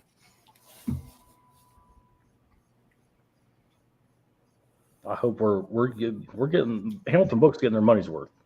They paid us all. Oh, by the way, this fucking many movies, and it was I don't have my total here. You hear him unraveling the fucking bill? it was $125 plus. Yeah, I think it was $125 that ballpark. Yeah. So every one of these were $4.95, $5.95. I had one, Candyland, was $11.95. Everything else was no more than $5.95 a piece. I generally buy. Can't beat that. I generally buy 8 movies at a time from them, and 8 movies cost me $50 shipped. That's generally my rule of thumb, and it's going to go up probably maybe an extra $4 every 8 or so movies because the shipping's more by the weight. You know, so it's a good little company. I have had broken product or the wrong title or something was missing. It's been one email, it's fixed. They just send it right out. No bullshit, no nothing. Go ahead and put it back on the screen for a minute if you don't mind. Yeah. I'm going to show you. I got these other 3 in as well. I got the Hatchet collection on Steelbook. Yeah. I really didn't like the way they did this. I've seen it before. Everybody has. You got the stackable disc. Uh-huh. The disc on this side, it was this disc over here, and it was turned backwards, silver side up, stuck in like that. Don't know why. It wasn't loose. It was in there. I just put it on the other side, but you got like 5 discs in there. I wonder, are those all unrated? All the unrated cuts, or? Oh, I know it shows the first one's unrated.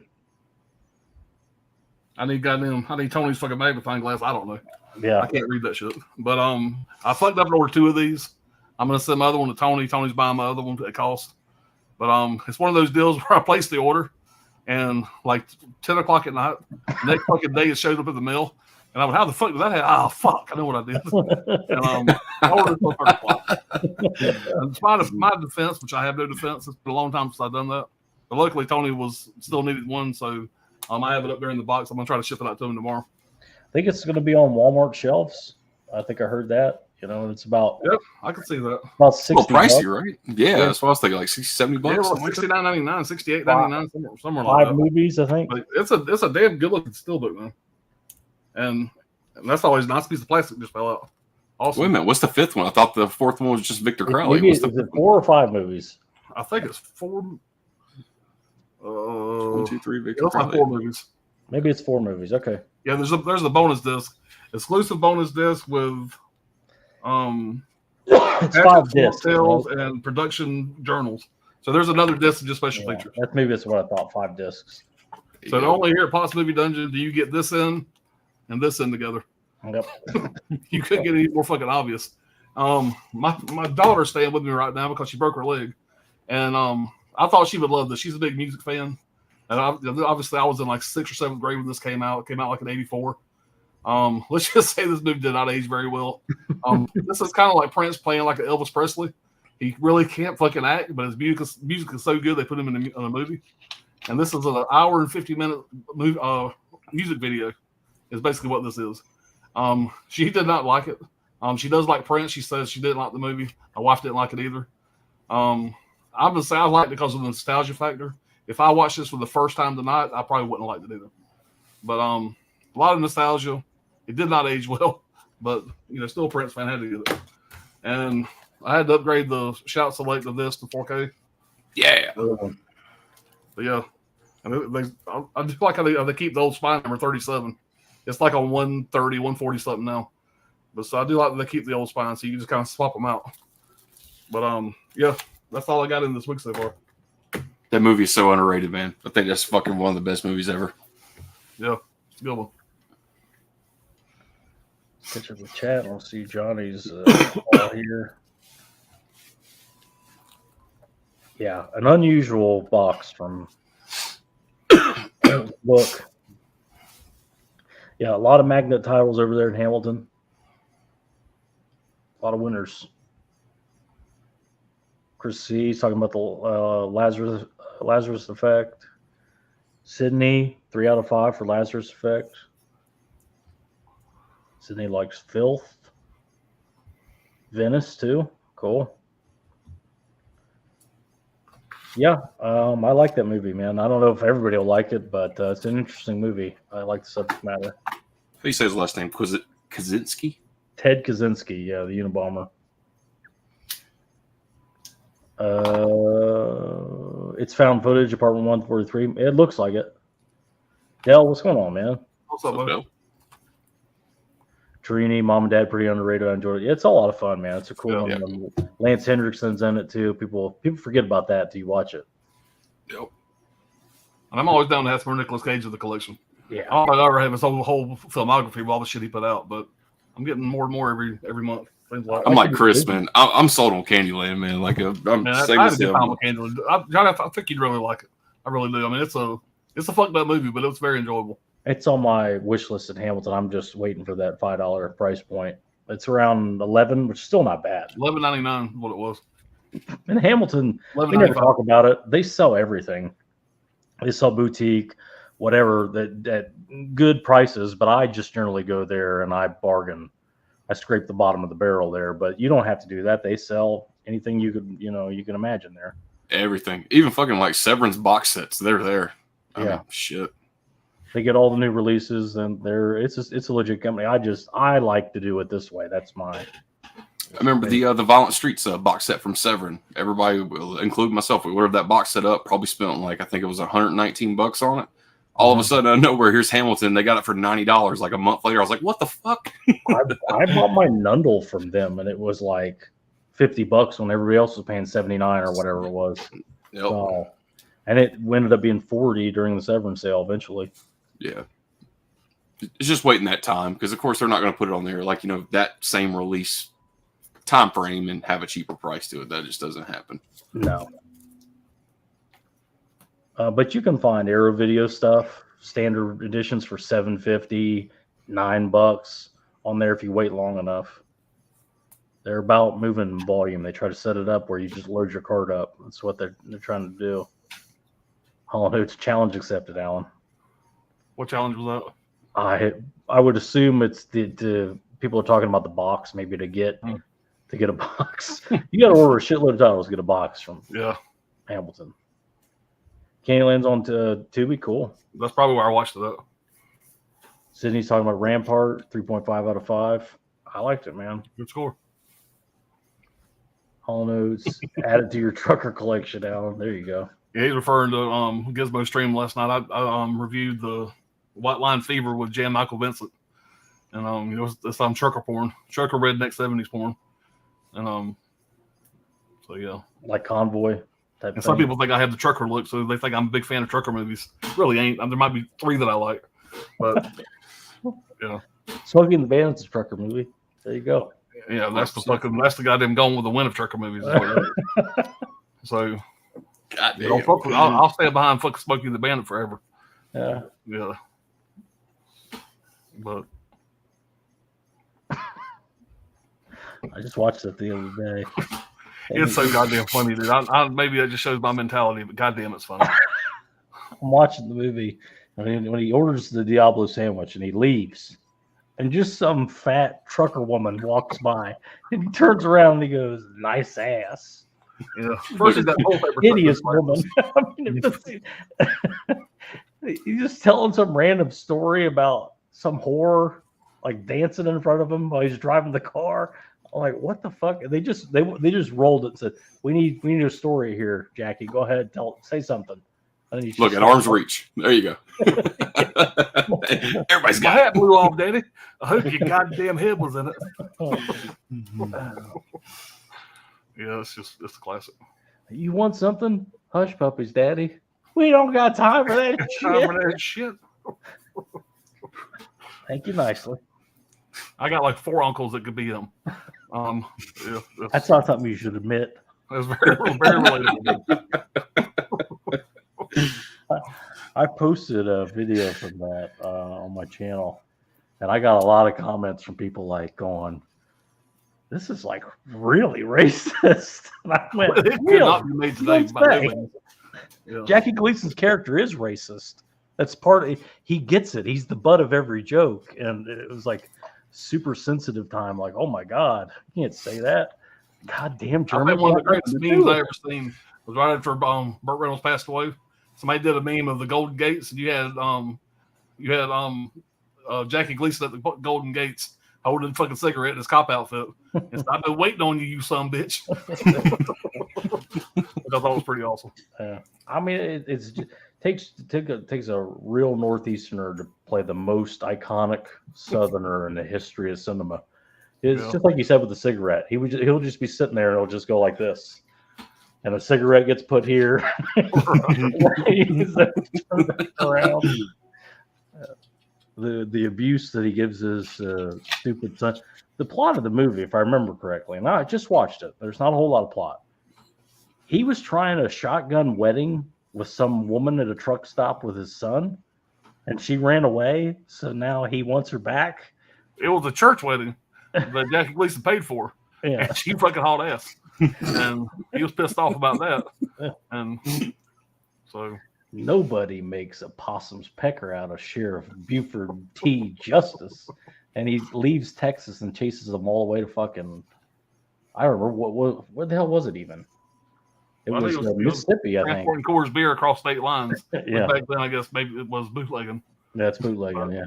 Well, he explains all his charges to Bandit at the restaurant. You know, that's a Mann Act. That's, that's kidnapping, all this other. How's that for high digs? The whole bit. But anyway, enough about Jackie Gleason, that horrible racist movie that you love so much. I am Sheriff Branford.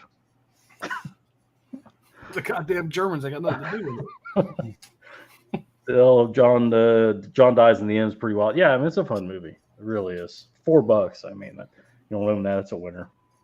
Sydney likes John dies in the end. Everybody's saying what's up. Chris, see, I have Color of the Night. Need to rewatch it though. I haven't seen that one. Color of the Night, 3.5 out of 5. Dell likes Out of the Furnace. Chris, same thing. Sydney saying it's 4 out of 5. It's an interesting movie. Good, great cast, and I forget Woody Harrelson, Casey Affleck, Forrest Whitaker, and what fucking Batman? Christian Bale, right? Christian Bale, yeah. And Willem Dafoe's in it. That's a hell of a cast. Yeah. Takes place, I think, in Braddock, PA. It's an old steel mill town that's going out of business. Sydney Eubanks likes The Intruder. It looks pretty good, man. I haven't seen it, though. Dell, I love obsessed psychopath movies. Yeah, it does definitely that from what I've seen. There was a similar movie, somebody in the chat will probably know this, where Sam Jackson plays almost the same character, right? He's Neighbors and he's a cop. Shit, I'm trying to think of what it is too, man. Yeah. Oh fuck, that's a great movie. Something like that. Is it Lakeview Terrace or something? Yeah, something like that. I think that's okay. Yeah, that's a good one too. Seemed like it was almost the same movie as Intruder. Lakeview Terrace sounds like more like that Ray Liotta movie. It's crazy that you brought that up too, because that was like the first movie that me and my wife went to the theater to go see together. It's like just out of nowhere was that fucking movie. Yeah. I would say Lakeview Terrace is more like Unlawful Entry than The Intruder. Yeah. Yeah, there you go. Same thing. Yeah, The Hunter. I like that movie. I think it's shot and takes place in Tasmania. It's an interesting movie. Sydney, Most Wanted Man, 4 out of 5. That is Philip Seymour Hoffman, right? Mm-hmm. Yeah. Espionage type thing. He just died during 2020, 2021, Not something too like that. long ago. Heroin overdose. I watched a documentary of his last few days before he died, and yes, supposedly he just did a lot of drugs. He was in bad shape. Yeah, so he was having a bad drug addiction. He just went all out one night and got the best of him. Well, we say he Belushi'd it up. Goddamn. Yeah, we say it's heroin, but it's fentanyl. They cut the heroin with fentanyl. These people that took heroin for fucking ever now are dropping dead like flies because they put the fentanyl in with the heroin, I guess. So that's what it is. It ends up being a fentanyl overdose, but still, it's a shame that he's not going to be around anymore. The best we had. Frozen Ground. It's a good one. You know, it's a shame whenever the world can't get decent, good cut quality heroin anymore. Yeah. Well, I guess that fentanyl stuff's really cheap, so you can maybe put less heroin in it, and people still get fucked up on it, and yeah, whatever. Speaking of Motley Crue, thank God they went sober when they did. Fuck. Frozen Ground, 4 out of 5. That's a really good movie. What's the other guy with from Say Anything? John Cusack. John Cusack, and yeah, Galveston. I like that movie. It's a good flick. Yeah, that's the trouble. It's like, what would you have thrown out of that cart? You know, however many movies it was, 25 movies or whatever. I didn't see any of that where I was like, well, fucking, that's a piece of shit. I'm pretty happy with it. Like I said, I had 29, which I think I had 20. We'll say 23 here. And the one I took out were decent also, but I was trying to cut it a little bit. I do see here, and I don't think I already have this, but I do see The Color of Night, whatever is the Kino Lorber title. So I might need to check my fucking shelf and make sure I don't already fucking own that. But,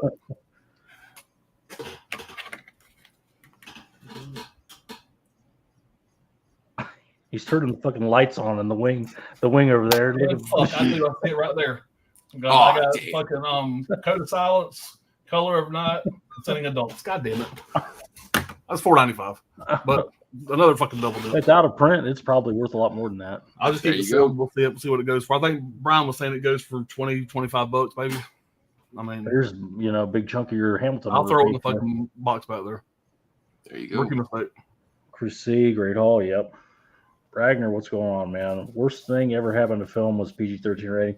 I don't know. I mean, Jaws was PG. What the hell? That was back in the day, though, for their standard of PG. Yeah. Today is fucking crazy. What was the first PG-13 movie, Alan? I remember Red Dawn. Red Dawn. I guess that was because of Temple of Doom. Yeah. Temple of Doom come out, all the parents took their kids to go see it thinking it was going to be an adventure film. And you got a guy rip somebody's fucking heart out of their chest. Yeah. And shortly after they came out with a PG-13 rating, and Red Dawn was the first PG. one. Yeah. PG. This is PG. I don't Like, even, it's right there. Well, I mean, back then we wasn't a bunch of pussies. You know what I'm saying? I mean, Exactly. I don't know if there was any. I don't That's why think we there's don't get even any any. comedies anymore. There's no cursing in Smokey and the Bandit. Jackie Gleason's the only one that curses, and he covers it like when he tells the guy to fuck off, the horn's blowing as he's saying it. Yeah, I remember and correctly. don't ever watch the TV cut of that fucking movie. The dubbing over the cuss words is the fucking worst I've ever seen. Yeah. I mean, it's real stupid. Yeah, Don't ever today's watch PG TV version. compared to like the 70s, 80s. Good luck with that shit. Like you're just getting a completely different movie. Yeah, I enjoy going there. It's probably my favorite site to order from. Yeah, it's fun getting on there, man, and seeing what dropped and everything. So You just load the card up, and then you go through and figure out what you actually, try to narrow it down, put stuff on your wish list, and try to get a good price. Ragnar says basically took all the balls out of every horror film. They could have a wider audience. Well, you got to think about who goes to the theater these days. Even back then, when this really started, the mid 2000s or whatever, early 2000s, it was like 16-year-old kids was like kind of the most people going to the movie theaters were around 15, 16 years old. So they can't get into the R-rated movie. What's going to drive them? They got to go to something they can get into. I mean, Exactly. It really comes down to the theaters just being too fucking. I mean, it's pretty much they're making movies for people that age group, like you said. They're not really making movies for us anymore. Yeah. Well, the theater model is kind of at the last legs. So I think they need to make it more like exclusive and only have so many movies getting the theatrical release, like big movies, like a Tarantino movie would be in a theater, or Steven Spielberg comes back, something like that, and the ticket prices would be higher and all that stuff. But it would be more of an event than like an example. In a Violent Nature got a theatrical run. That is to call it an indie is kind of, in my opinion, charitable.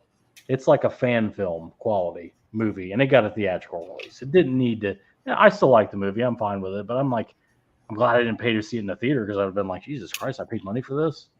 Like this is like a $5 Shudder title to me, but it got a theatrical run for some reason. Chris C. got The Intruder when it came out. Yeah. Alan will have a slip, trust me. That'll happen. most of these, I didn't even look, to be honest with you. $4.95, I just order it.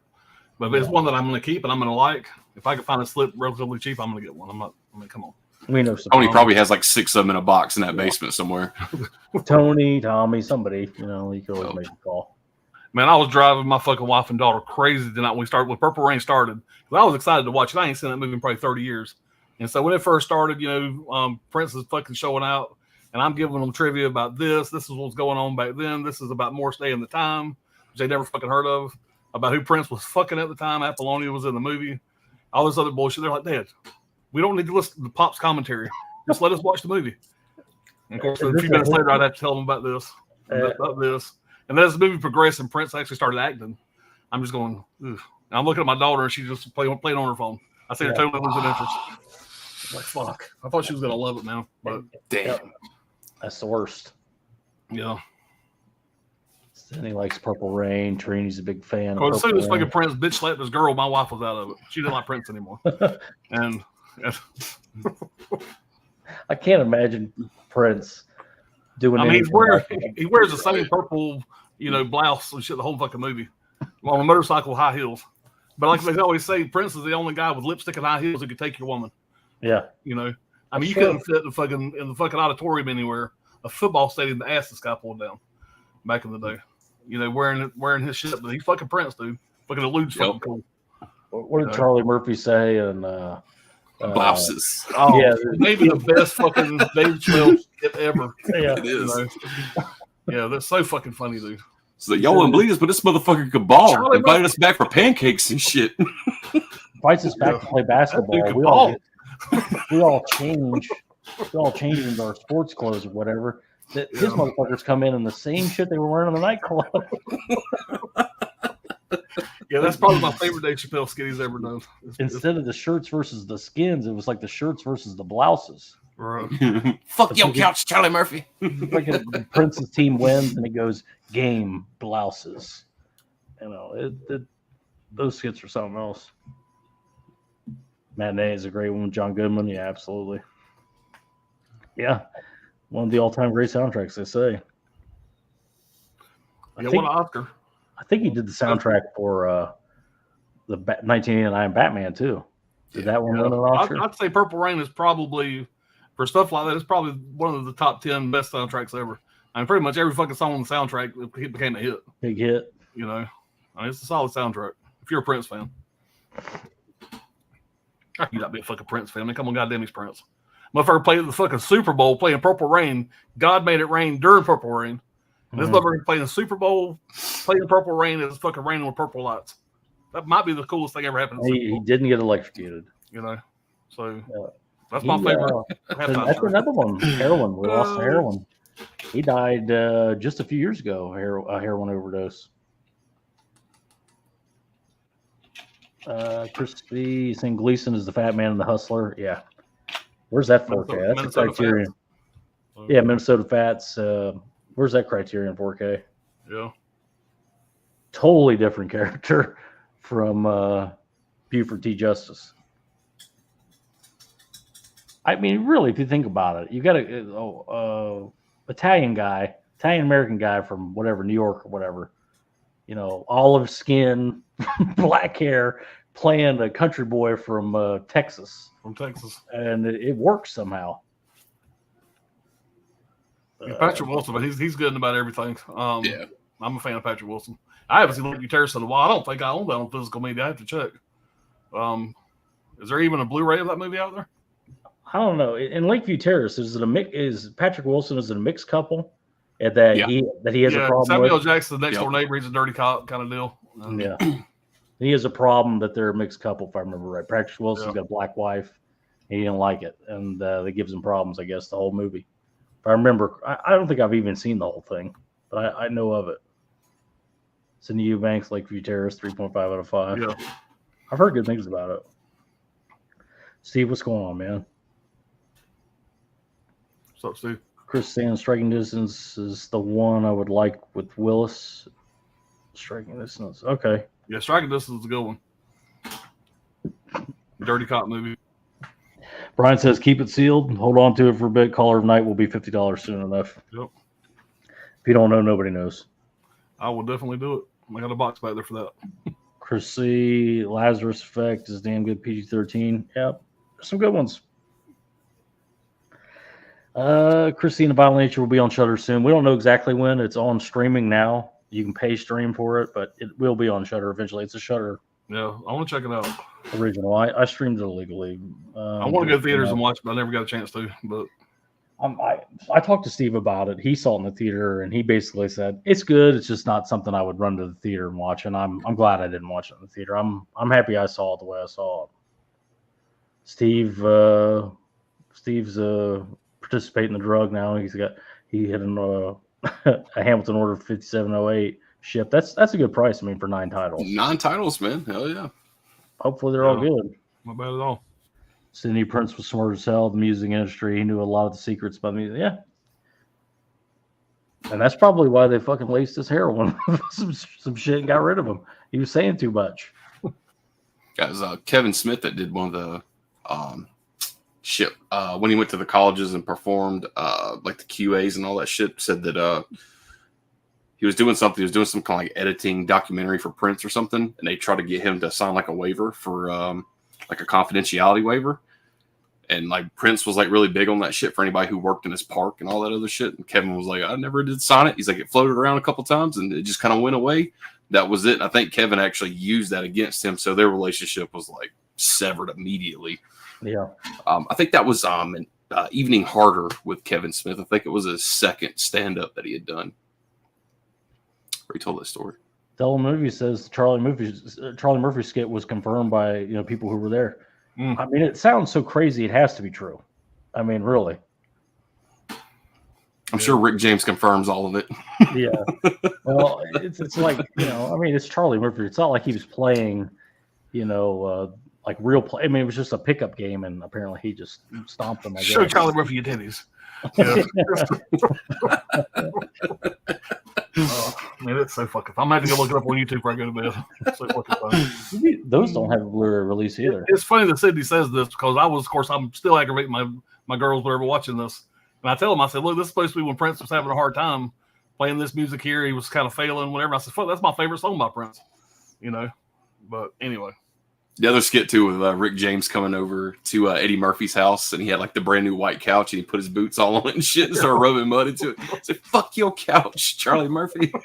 I love that shit. The best part is when it cuts back to Charlie Murphy, and he says, I never just did things just to do things. I didn't just, I didn't do that to his couch. And literally, they don't even cut. It just rolls forward a little bit, and he goes, yeah, I remember grinding my feet. He's just like so drugged out. His brain is so coked up and fried. He's like, wait a minute. Yeah, I did do that. It's the whole joke of it. It's like cocaine's a hell of a drug. Cocaine's a hell of a drug. Why did you do that to Eddie's couch? Wasn't he a friend of yours? He goes, because he could buy another one. Eddie Murphy got more money than God. It's that Beverly Hills Cop money right there. He was the biggest thing going back then. Yeah. Delamove's NBA legend Kevin Garnett tells a similar story about playing back. That's crazy to me. Yeah. Nombre Man is, why are you looking at me like that? You know where I got the shirt, and you damn sure wasn't in the men's department. Oh yeah, the Charlie Movie skit.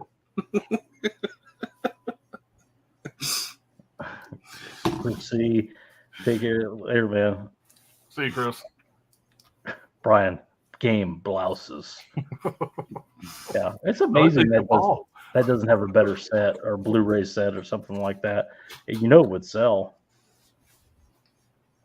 So Dell says it was painkillers that did Brent, and years of wearing the heels wrecked his back.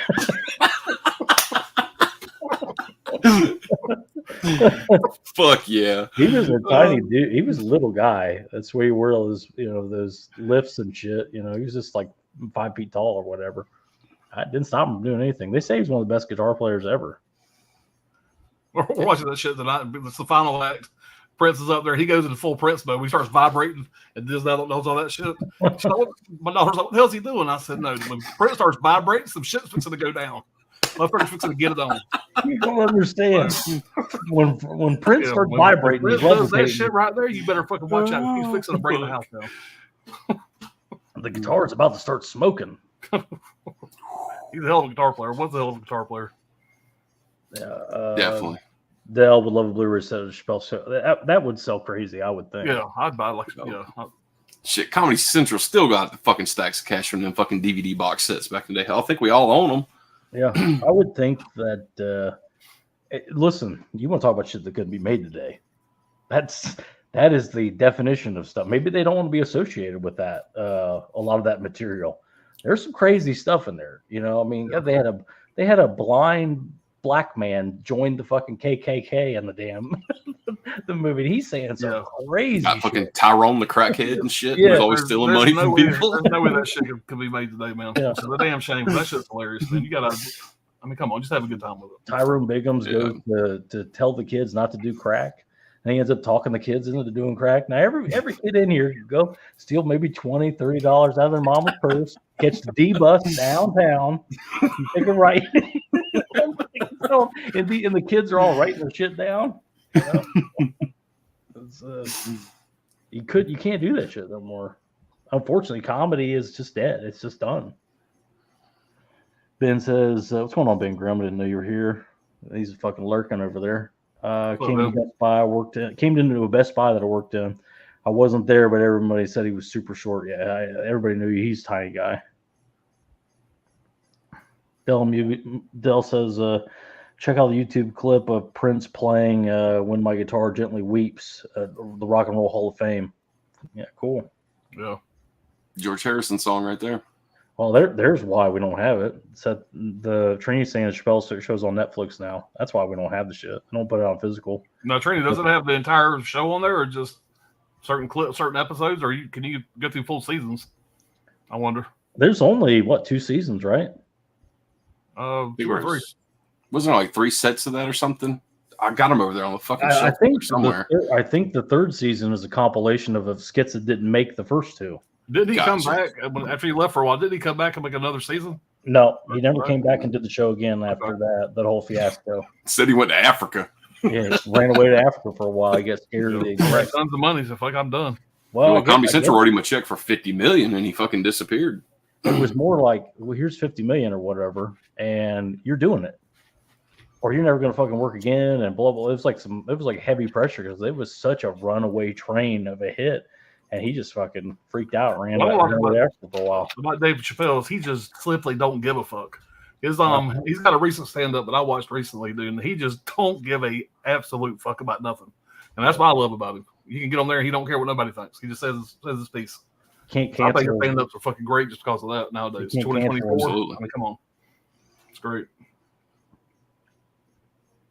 Ben Grimm, did you see when he hosted SNL and did that Negan scene deciding with Chappelle Show character he was going to take a bath? I didn't see that. I have not seen that, but I'm intrigued. Fucking Wayne Brady shows up after he made that joke about Wayne Brady.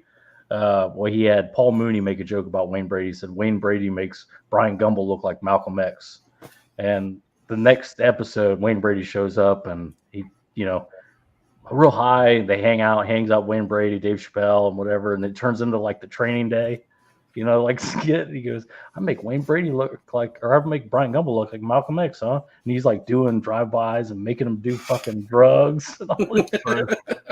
Maybe it's been long enough now for the new Bad Boys movie. I mean, it's not really a spoiler; it's just a scene at the end, whatever. But I was wondering if they were going to mention the slap during the Bad Boys movie. But they're close to the end, whatever. Will Smith and is having a moment, whatever, and he's kind of freaking out, whatever. And fucking Martin Lawrence just slaps the shit out of him like 4 times, and they kind of make a point out of it. He slaps him once, and slaps him like 3 more times. And it kind of Will Smith has a shocked look on his face, and it just goes on. Doesn't say nothing about it. Yeah, he slaps me like 4 times, and I thought that was kind of a little nod at that without saying nothing about it. But Trini's saying it's 2 seasons. Okay. Brian saying the DVD sets are uncensored. I wonder if the Netflix cuts. Yeah, I'm wondering the same thing. Kind of would be surprising me if they did. Surprising me if they didn't. But there's some wild shit on there. It's crazy that Netflix has the actual show because it was Netflix that got their panties in a bunch about the special he did about 2 years ago. Mm-hmm. And he said some transgender jokes and shit. And all of a sudden that blew up overnight. And there was a lot of fuss about it. So, but then again, that's Comedy Central's property. So you never know. I don't know. But I'm sure fucking his latest stand I watched, he actually talks about that. And he says some more shit about the transgender. Again, he don't give a fuck. But comes out, just hits him again. Bam. Something like that. I think the 3rd season, if there is a 3rd season, it's Charlie Murphy, and they're using stuff that was from the cutting room floor to kind of piece them together, if I remember correctly. I think it was Charlie Murphy and Darnell that took turns hosting different segments and shit. I remember there's like a special feature on there where they're actually talking to some of the audience that's in the crowd. And they were saying that basically it was even black people that was in the audience being like, hey, like he took that joke way too far. Like the whole skit with the Ku Klux Klan and all that shit. It was like, that was just a little bit too far. That makes our people look bad and all that shit. And Charlie Murphy's like, what the fuck, man? You're supposed to laugh at it. It's comedy. Don't take it serious. Like you're going to actually see that shit. The only thing that matters, did you laugh at it? If you laughed at it, it was a good skit. Doesn't matter what the subject matter was. If it was funny, it worked. And it was funny. Like news for you, it was funny. The reparations talk too, one of the special features. I'm not going to repeat any of the lines, but these guys want to have a job tomorrow. I'm not going to repeat any of the lines, but go watch that skit.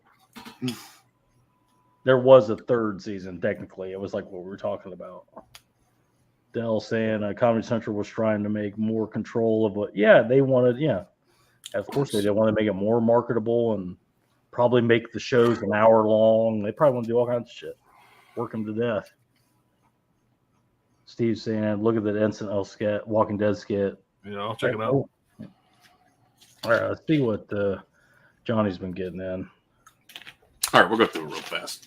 All right, I think, guys, the last time we were on here, I know, Alan, you just got this one. I was fortunate enough to get it myself. That's that big bitch right there. I'm going for that bitch right now, man. It's a great set. Trust me. I mean, I love the quality of it and everything, the Blu-rays, but yeah, I agree with you. The packaging for that could have been a lot better. Yeah. Definitely. What is it? Little like sleeves, right? Yeah. Yeah, I'll show you right quick. I mean, we've all seen worse. I mean, especially at least it's not like the fucking Bad Biology from Severin kind of deal, but I mean, they're kind of just stacked in there on top of one each other in a clear tray. And it's really not held down by anything. It's just basically glue holding on the cardboard on the back, and that's you it. gotta be real careful with it. The tons of special features. I mean, it's a good set. And that all slides in just a box with a book and stuff. Yeah, there's two. Well, there's no book. It's just two of them. them. Okay. Yeah, I think it was 54. Yeah, 54 discs. What does that thing run? I remember I looked at it at Walmart and they wanted like 170 for it, but Amazon had it for like $120. So it was like $50. Right around 120 something what I paid for mine, if I remember correctly. That's a lot of content. What's it? Fucking 2 years worth of 11 all the hours. 11 seasons. Yeah, man. That's a lot of shit. 16 well, the first season was 6 episodes. Every other season, I think, was 16. Yeah, so, a lot of episodes. 16-hour longs. Yeah. Yeah, I dropped off somewhere between like, I want to say season 6, I think. So I started all the way back over with the wife. So we're gonna watch all the shit. I got this as well. Haven't opened it until I finish that, but that's of course the steelbook for Daryl Dixon. Yeah, I haven't got into that. Yeah, I'm rewatching it all. Also, and you can look online and see how to watch them between that and Fear the Walking Dead. Yep. And you can tell which order to watch them. And I'm on season 7 out of 8 for Fear the Walking Dead. I'm on season 9 of 11 of Walking Dead is where I'm at now. I've been watching Walking Dead for a fucking month. So. Yeah, I think me and the missus just started on disc 1 of season 4. So we've been going at it for just whenever we can, just for a few weeks now. Definitely not a movie, but hey, it is kind of physical media related to me. But that is the Necronomicon, so I had to have a look at that. They did a pretty good job on the pages. I looked at it before I bought it, so yeah, it's pretty wicked looking shit. Guys, I don't remember it's been so long since I got on here with you guys, so I don't remember exactly what I had. So I just pulled what I could think of that was recently new. If I'm showing something I've already showed before, my bad. And hopefully I'm not missing nothing, but found that out in the wild, so I had to grab that. Okay. Actually, yeah. The 4K Steelbook. I went inside of Walmart. For some reason, they had this marked down. I think it was like to $5. And I actually liked this movie the first time I saw it, so I definitely want to revisit it again, but that's Talk to Me. Oh, yeah, I like that movie, man. That's the one Blu-ray. Kind of surprised, though, because it's relatively new, and Walmart already had it marked down to like $5. I was like, shit, maybe it didn't do good. It's a good movie. Let's see. All right, here we go. This is the horror pack for this month. I was talking about Nicolas Cage earlier. There you go, Pig. Okay. Yeah. Solid movie. This one right here, The Call. I've not seen The Call. I'm not familiar with that one. Tobin Bell. I haven't seen it. Lin Shaye. Yeah. Here's a Scream Factory title. Actually showed up in the horror pack box. This is the Hammer Horror stuff, which thankfully I don't have this one yet, so no duplicates. But Blood from the Mummy's Tomb. Okay. Yeah, I've seen somebody get that in. Hell, that's usually like a $15, $20 title, somewhere like that. And number 90, I'm going to say it's 96. Yeah, because this October marks 100 numbered for the limited editions. But The Girl Who Cried Her Eyes Out. I have no idea what that movie is. I think the last 2 we got was they were Scream Team releasings. Cruel Summer, I think. 1 and 2, I think, was the last 2 we got before that. So that was horror pack for this month. Found a fan who was actually selling this. You guys know I fucking love Beavis and Butthead to death, and I have to have everything. So Paramount Plus actually picked up the new seasons, and a fan actually did a really good job and put them on Blu-ray disc for season 1 and 2 and the movie. So I'll show you guys that right there.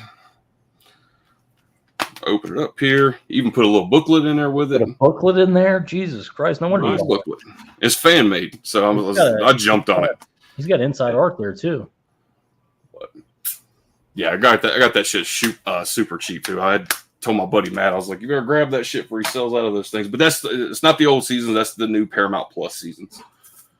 I feel like I've had this now for a while too. Of course, Brad, I remember you got yours, so I had to go get mine. Brawl and Cell Block.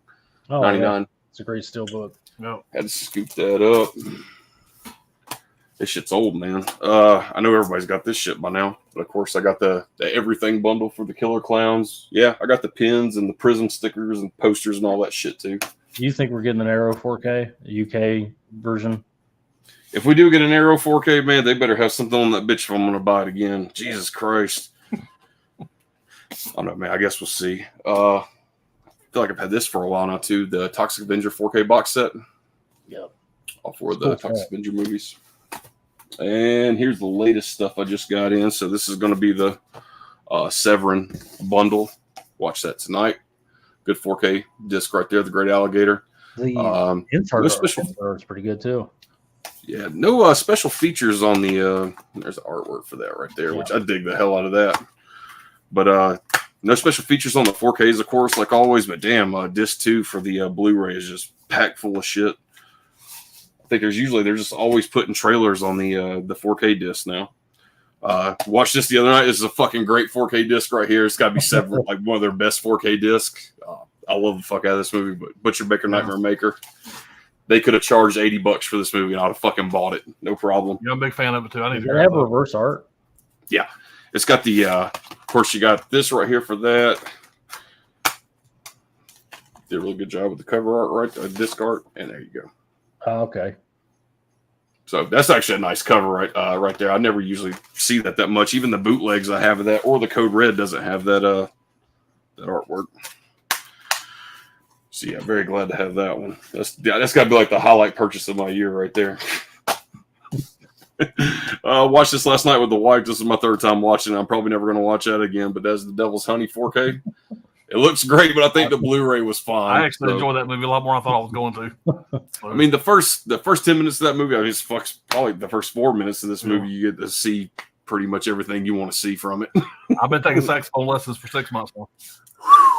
But yeah, I think that, what was it? It came with like a little sign card or some shit if you got the bundle. But it's the same art. I think that's the same art that's on my Blu-ray back here somewhere. Yeah, it is.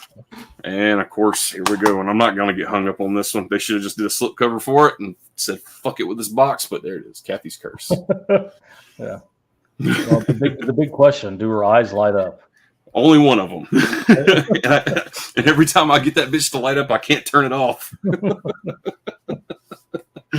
So yeah, they should have definitely, hopefully they'll make good on that, because damn, man, like every 4K I got from Severin is pretty much either a box or a slipcover. And I'm almost to the point, I'm just going to take the movie out of here and just leave it on the shelf and just put the box up somewhere. So hopefully they'll just make like a slipcover, like, I don't know, like a reprinted slipcover or something to put the 4K in.